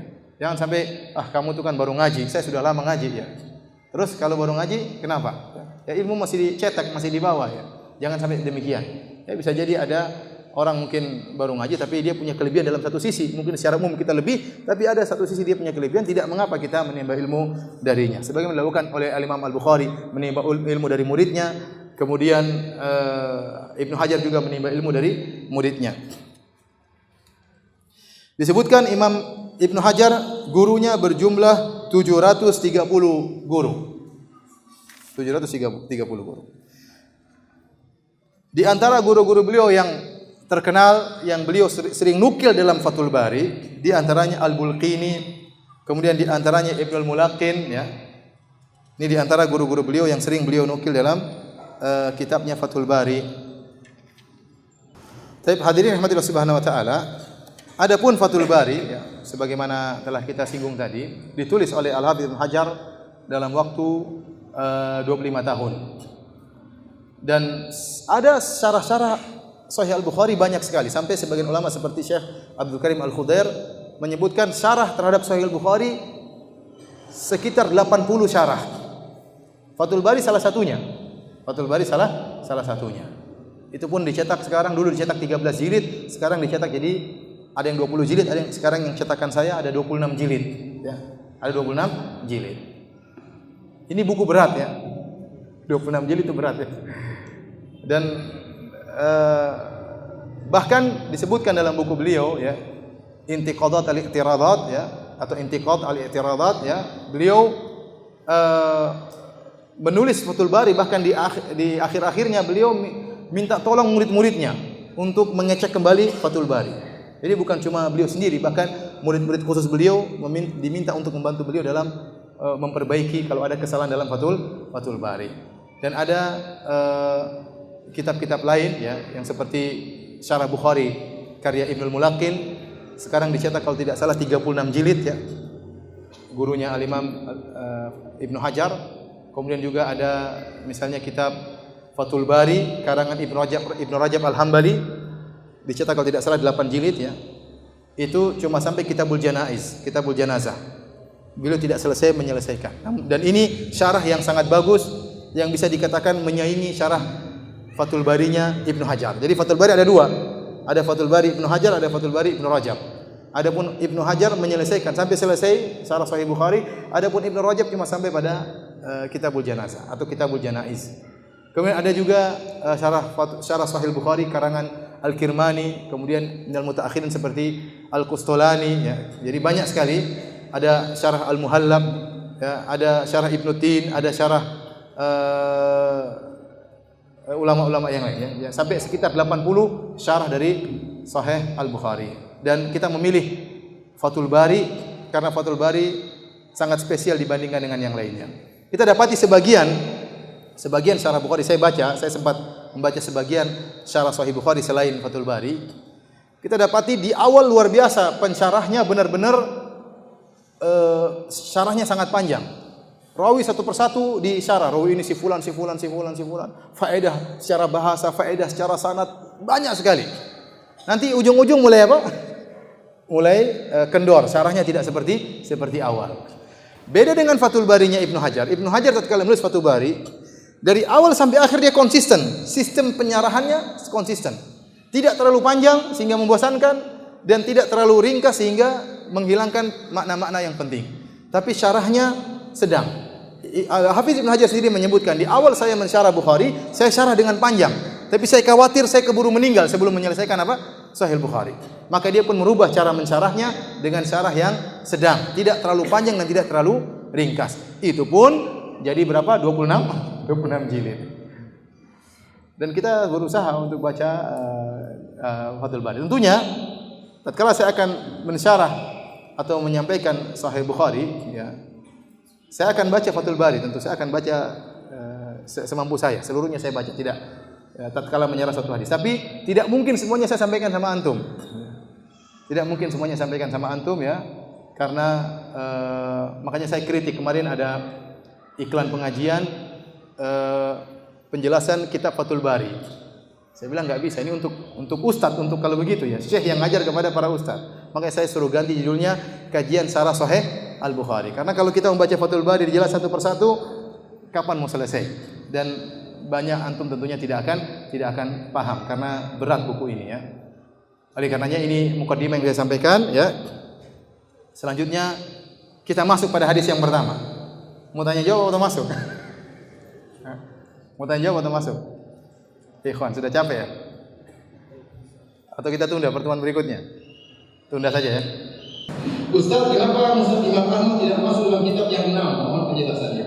Musnad Imam Ahmad ada syarat-syarat yang sangat tinggi, yang sangat sahih dari hadisnya, tapi juga tercampur dengan hadis yang lemah. Kenapa tidak dimasukkan dalam Kutubus Sittah? Karena Musnad Imam Ahmad disusun dengan model musnad al-masanid seperti Musnad Imam Ahmad, Musnad Abu Ya'la, Musnad yang lainnya ya. Disusun berdasarkan nama sahabat. Jadi misalnya Musnad Abu Bakar, seluruh hadis-hadis yang betul Abu Bakar disebutkan oleh Rasul. Kemudian misalnya Musnad Utsman bin Affan, hadis-hadis yang Utsman bin Affan disebutkan seluruh. Berbeda dengan Sunan Abu Dawud, Sunan Ibnu Majah, Sunan Nasai, Sunan Tirmidzi, Sahih Bukhari, Sahih Muslim, ya. Mereka menyusun kitab-kitab ini berdasarkan bab-bab fikih. Seperti Sahih Bukhari nanti ada bab tayammum, kitab salat, kitabul hajj. Sama seperti Sunan Tirmidzi juga demikian, Sunan Abu Dawud juga demikian.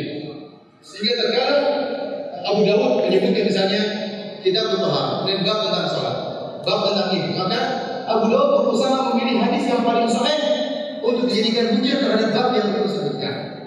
Dan di situ disebutkan bahwasanya ashab al-kutub al-arba'ah, ashab sunan, maksudnya Sunan Abu Dawud, Sunan Ibnu Majah, Sunan Nasai, kemudian Sunan Tirmidzi, mereka lebih memilih hadis-hadisnya untuk dimasukkan dalam buku-buku mereka. Dan mereka memilih yang terbaik yang ada dalam bab ini, meskipun hadisnya ternyata lemah, tapi mereka di antara yang ulama tersebut, mereka pilih yang terbaik untuk dimasukkan di bawah judul tersebut. Dari sini, untuk mencari hadis-hadis yang berkaitan dengan bab fikih lebih mudah kembali kepada kitab-kitab 6 tersebut. Karena para penulisnya seperti Sunan Tirmidzi, Sunan Abu Dawud, Nasai dan Ibnu Majah, mereka berusaha pilih hadis yang terbaik yang mereka dapatkan dalam bab ini. Berbeda dengan Musnad. Kalau Musnad Abu Bakar, kemudian disebutkan sebagai Abu Bakar, baik berkaitan tentang iman, tentang sholat, tentang zakat, semuanya disebutkan. Kemudian Utsman disebutkan hadis semua tentang apa? Utsman. Dari sini orang mengatakan mereka tidak memasukkan Ustaz siapa? Imam Ahmad dalam Kutubus Sittah. Bukan berarti seluruh hadis-hadis dalam Sunan Tirmidzi, Ibnu Majah, kemudian Abu Dawud lebih hebat daripada hadis Imam Ahmad. Tidak, Imam Ahmad ada hadis-hadis yang sangat sahih dengan riwayat-riwayat yang tinggi. Karena Imam Ahmad derajatnya derajat di atas Bukhari. Secara umur usia lebih tua siapa? Imam Ahmad dalam jajaran guru-gurunya Imam Al-Bukhari rahimahullah ta'ala.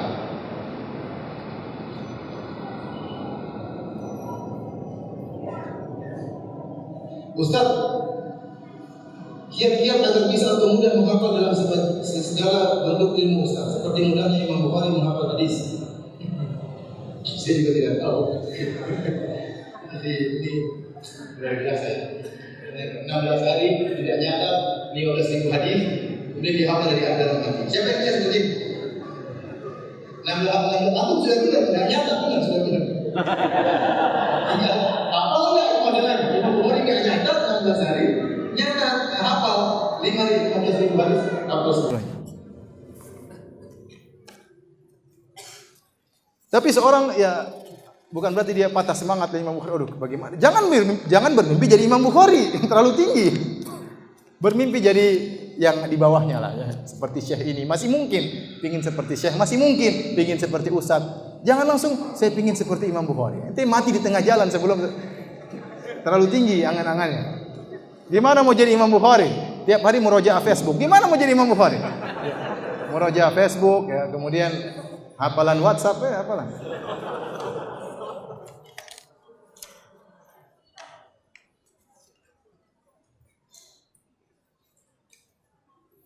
Ibnu Hazm rahimahullah mendhaifkan hadis tentang haramnya musik yang diriwayatkan Imam Bukhari. Mengapa demikian? Ini Ibnu Hazm salah dalam hal ini. Salah paham. Ini penjelasannya ada, cuma saya tidak ingat penjelasannya. Cuma dia salah, dikritiki oleh seluruh ulama yang lain. Seluruh ulama. Ada hadis-hadis yang dikritiki dalam Sahih Bukhari, ada sekitar berapa hadis dikritiki oleh Imam Daruqutni rahimahullah. Imam Daruqutni juga pakar hadis, pakar ilah-ilah, pakar penyakit-penyakit hadis. Dia mengkritiki beberapa hadis-hadis dalam Sahih Bukhari. Namun tidak termasuk dalam hadis musik. Hadis musik para ulama mensahihkannya, tidak ada masalah. Ini menunjukkan kurang jelinya Al-Imam Ibnu Hazm rahimahullah dalam ilmu hadis, sehingga dia diselisih oleh para ulama. Seluruh ahli hadis mensahihkan hadis ini. Di zaman Imam Bukhari, setelah Imam Bukhari, di zaman Ibnu Hazm juga ulama mensahihkan hadis ini. Ibnu Hazm keliru. Apakah kajian Sahih Bukhari ini akan rutin di sini? Insyaallah ya. Doakan saja semoga bisa apa? Rutin ya. Tentunya mungkin kalau ada halangan ya mungkin kita libur, tapi insyaallah Selasa depan masih ada. Insyaallah Selasa depan masih ada. Selasa depannya lagi wallahu alam ya. Tapi Selasa depan insyaallah masih ada. Karena kita belum masuk dalam pembahasan. Nanti tatkala saya ingin lihat kemampuan memahami para ikhwan. Tadi memang agak masih tentang cerita Imam Bukhari, Ibnu Hajar dan yang lainnya.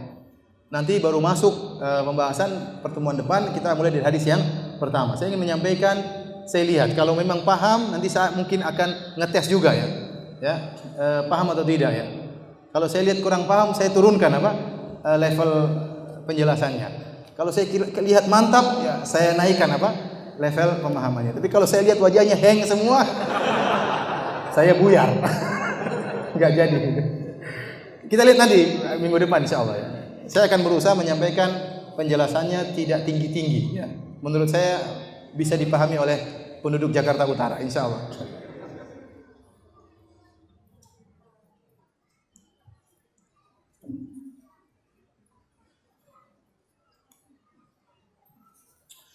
Ustadz, apakah setelah gurunya Muhammad bin Yahya Az-Zuhli memfitnah Imam Bukhari, kemudian gurunya minta maaf kepada beliau atau tidak Ustadz? Masalah fitnah ya, masalah fitnah. Ya, kita tidak tahu, yang jelas terjadi fitnah antara gurunya dengan Al-Imam Al-Bukhari. Dan Imam Al-Bukhari di antara insafnya, di antara adilnya, meskipun dia ditahdir oleh gurunya Muhammad bin Yahya Az-Zuhli, tetap saja dalam bukunya dia meriwayatkan dari gurunya. Masalah pribadi, masalah lain, masalah agama, masalah lain. Tetap dia mengakui gurunya punya ilmu. Makanya tetap dia riwayatkan riwayat gurunya dalam Sahih Al-Bukhari.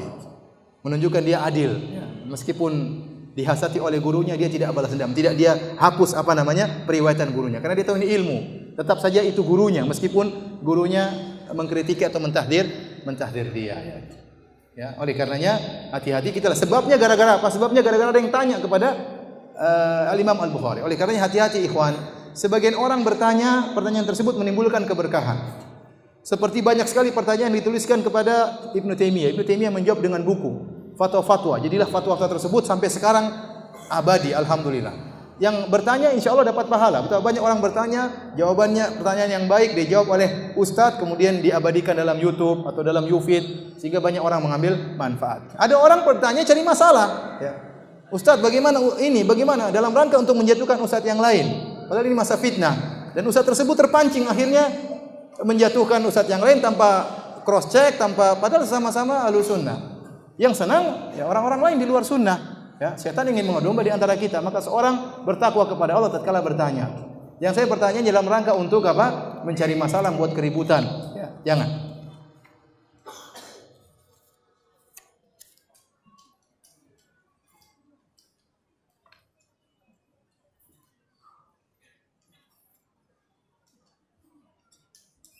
Ini sama pertanyaannya. Adakah amalan khusus?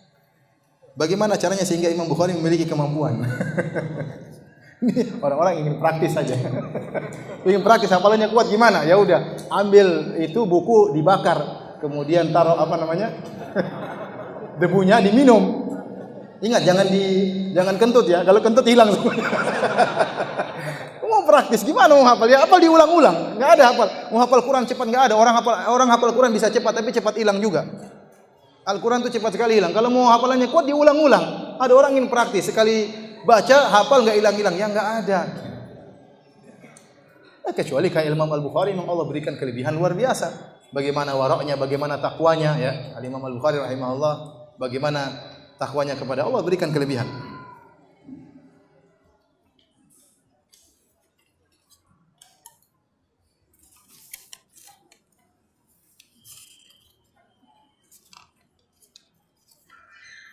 Mohon penjelasannya siapakah istri dan anak Imam Bukhari?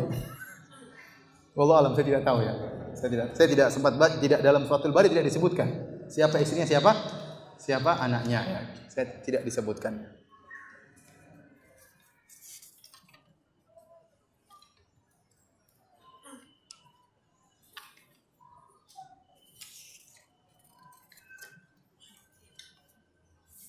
Pertanyaan saya Ustaz, dari orang yang berkata bahwa Al-Quran itu adalah makhluk, apa yang menjadi dalil mereka dengan perkataannya? Dalilnya pakai logika yang diambil dari ilmu filsafat. Seperti logika mereka bahwasanya Allah adalah Tuhan. Tuhan tidak boleh sama dengan makhluk. Kalau Tuhan tidak boleh sama dengan makhluk, maka tidak boleh bicara dengan suara. Tidak boleh bicara dengan apa? Huruf. Kita bantah sekalian saja bilang jangan bicara. Paham? Antum bilang Tuhan supaya tidak sama dengan makhluk, Tuhan bicara tapi tidak boleh dengan huruf, tidak boleh dengan suara. Ya, itu masih sama dengan makhluk, sama-sama bisa bicara. Bilang aja Tuhan tidak bisa bicara dari awal. Paham maksud saya? Makanya kita bilang Tuhan bisa berbicara, Allah bisa berbicara. Justru kesempurnaan Tuhan itu bisa berbicara dengan apa yang Allah kehendaki, dengan bahasa yang Allah kehendaki, dengan tema apa yang Allah kehendaki, dengan siapa yang Allah kehendaki. Itu namanya sempurna dalam pembicaraan. Tetapi suara Tuhan tidak seperti suara makhluk. Makanya firman Tuhan tidak seperti firman manusia. Firman Allah Al-Quran mukjizat. Kata Allah, "Qul la in ijtama'atil insu wal jinnu ala ayatu bimithli hadzal Qur'an la ya'tuna bimithlihi walau kana ba'dhum li ba'dhin dhahira." Kata Allah, katakanlah seluruh jin dan manusia kumpul bersatu padu, datangkan seperti Al-Quran, mereka tidak bakalan mampu. Allah mencela Al-Walid ibn al-Mughirah tatkala dia mengatakan, "In hadza illa qaulul bashar." Sungguhnya Al-Quran adalah perkataan manusia. Dicela oleh Allah, kata Allah, "Sanuslihi saqar." Saya akan masukkan di dalam neraka saqar. Gara-gara bilang Al-Quran itu adalah ucapan manusia. Nah, apa bedanya yang mengatakan Al-Quran ini terjemahan Muhammad? Berarti ini lafal Muhammad. Nah, kalau Al-Quran itu lafal Muhammad, yang tulis Muhammad, maknanya dari Allah, hanya sekedar terjemahnya dari Muhammad, kata mereka Allah berbicara tanpa suara, tanpa huruf. Terus bagaimana Allah buat Muhammad paham? Kemudian setelah Muhammad sudah paham, maka Muhammad ungkapkan sallallahu alaihi wasallam, ungkapkan dengan bahasa dia. Berarti Al-Quran bukan firman Allah dah. Berarti bahasa Muhammad. Nah, kalau bahasa Muhammad pasti bisa ditiru oleh orang kafir. Orang kafir juga hebat dalam bahasa Arab. Namun mereka tidak mampu karena ini bukan bahasa Muhammad, tapi bahasanya siapa? Allah Subhanahu wa taala. Oleh karenanya Allah mudahkan orang hafal Al-Quran. Kenapa? Firman Allah Subhanahu wa taala. Allah jaga Al-Quran tersebut, ya. Oleh karenanya malaikat Jibril setiap bulan Ramadan datang ngajari Muhammad Al-Quran. Kalau Al-Quran karangan Muhammad, lafalnya dari Muhammad, terjemah dari Muhammad, ngapain Jibril datang? Paham? Jibril datang karena itu firman Allah Subhanahu wa taala. Jadi dalil mereka mengatakan Al-Quran makhluk hanya sekedar logika. Logika dari mana? Dari buku-buku filsafat yang bukan dari Islam. Kenapa ente mempersyaratkan kalau Tuhan tidak boleh bisa bicara, tidak boleh ada suaranya? Dari mana dalilnya? Ya, kita bilang ada Tuhan tidak punya suaranya, maka Tuhan yang kurang namanya, Tuhan tidak sempurna. Kita bisa balik seperti itu. Oleh karenanya Imam Al-Bukhari dalam kitabnya Khalqu Af'alil Ibad menyebutkan Allah punya suara tapi suaranya tidak sama dengan suara makhluk. Dalam kitabnya Khalqu Af'alil Ibad.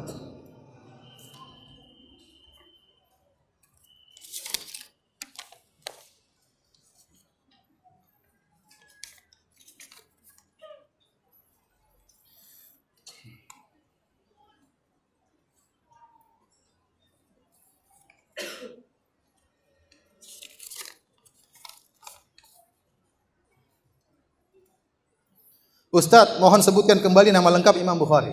Siapa? Abu Abdullah Muhammad bin Ismail bin Ibrahim bin Al-Mughirah bin Al-Barzizbah Al-Ju'fi. Saya ulangi siapa? Paling tidak antum hafal nama Imam Bukhari lah. Yang lain tidak hafal, enggak apa-apa. Ulangi, hafal bareng-bareng. Siapa? Abu Abdullah. Kunyanya siapa? Abu Abdullah. Namanya Muhammad, seperti Nabi kita Muhammad SAW. Bapaknya Ismail bin Ibrahim. Gampang kan? Muhammad bin Ismail. Ismail anaknya Nabi siapa? Ibrahim. Ibnul Mughirah, yang agak susah Al-Mughirah, Ibnul Bardisbah, Al-Bardisbah, Al-Ju'fi. Al-Ju'fi. Sudah apa? Belum, ulangi lagi. Abu Abdullah siapa? Muhammad bin Ismail bin Ibrahim, Ibnul Mughirah, Ibnul Bardisbah, Al-Ju'fi. Susahnya Al-Mughirah, Al-Bardisbah. Al-Bardisbah nama Persia, kakeknya Bukhari.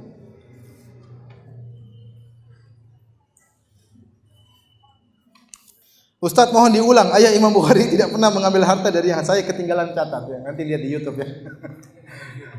Jadi kata Imam Bukhari, saya tidak pernah punya dirham yang haram dan juga tidak ada dirham yang apa? Yang syubhat. Seluruhnya halal.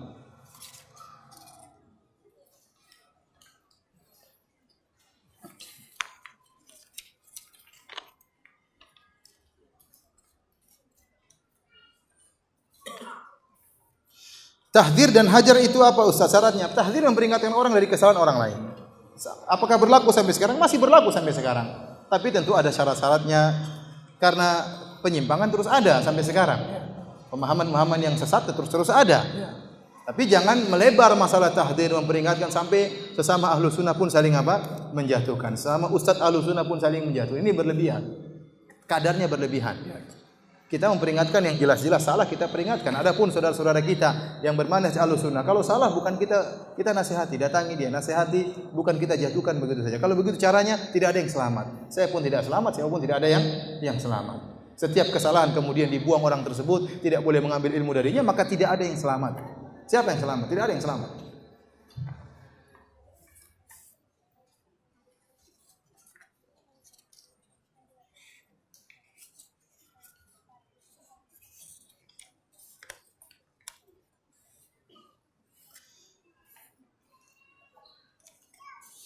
Ini pertanyaan berikutnya. Apakah Imam Bukhari memiliki istri dan anak? Kalau punya istri, berapa istrinya?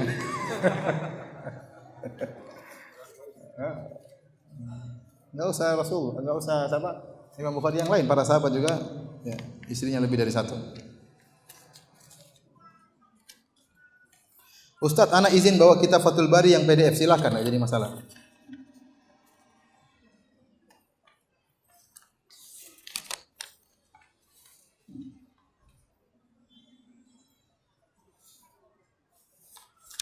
Demikian para hadirin hadirat yang dirahmati Allah Subhanahu wa taala. Mohon maaf ada beberapa pertanyaan tidak mampu saya jawab karena keterbatasan ilmu. Insyaallah kita bertemu kembali Selasa depan dengan izin Allah Subhanahu wa taala. Kita masuk dalam hadis yang pertama dalam kitab Badail Wahyi tentang hadis innamal a'malu binniyat. Wabillahi taufiq wal hidayah. Assalamualaikum warahmatullahi wabarakatuh. Subhanallah.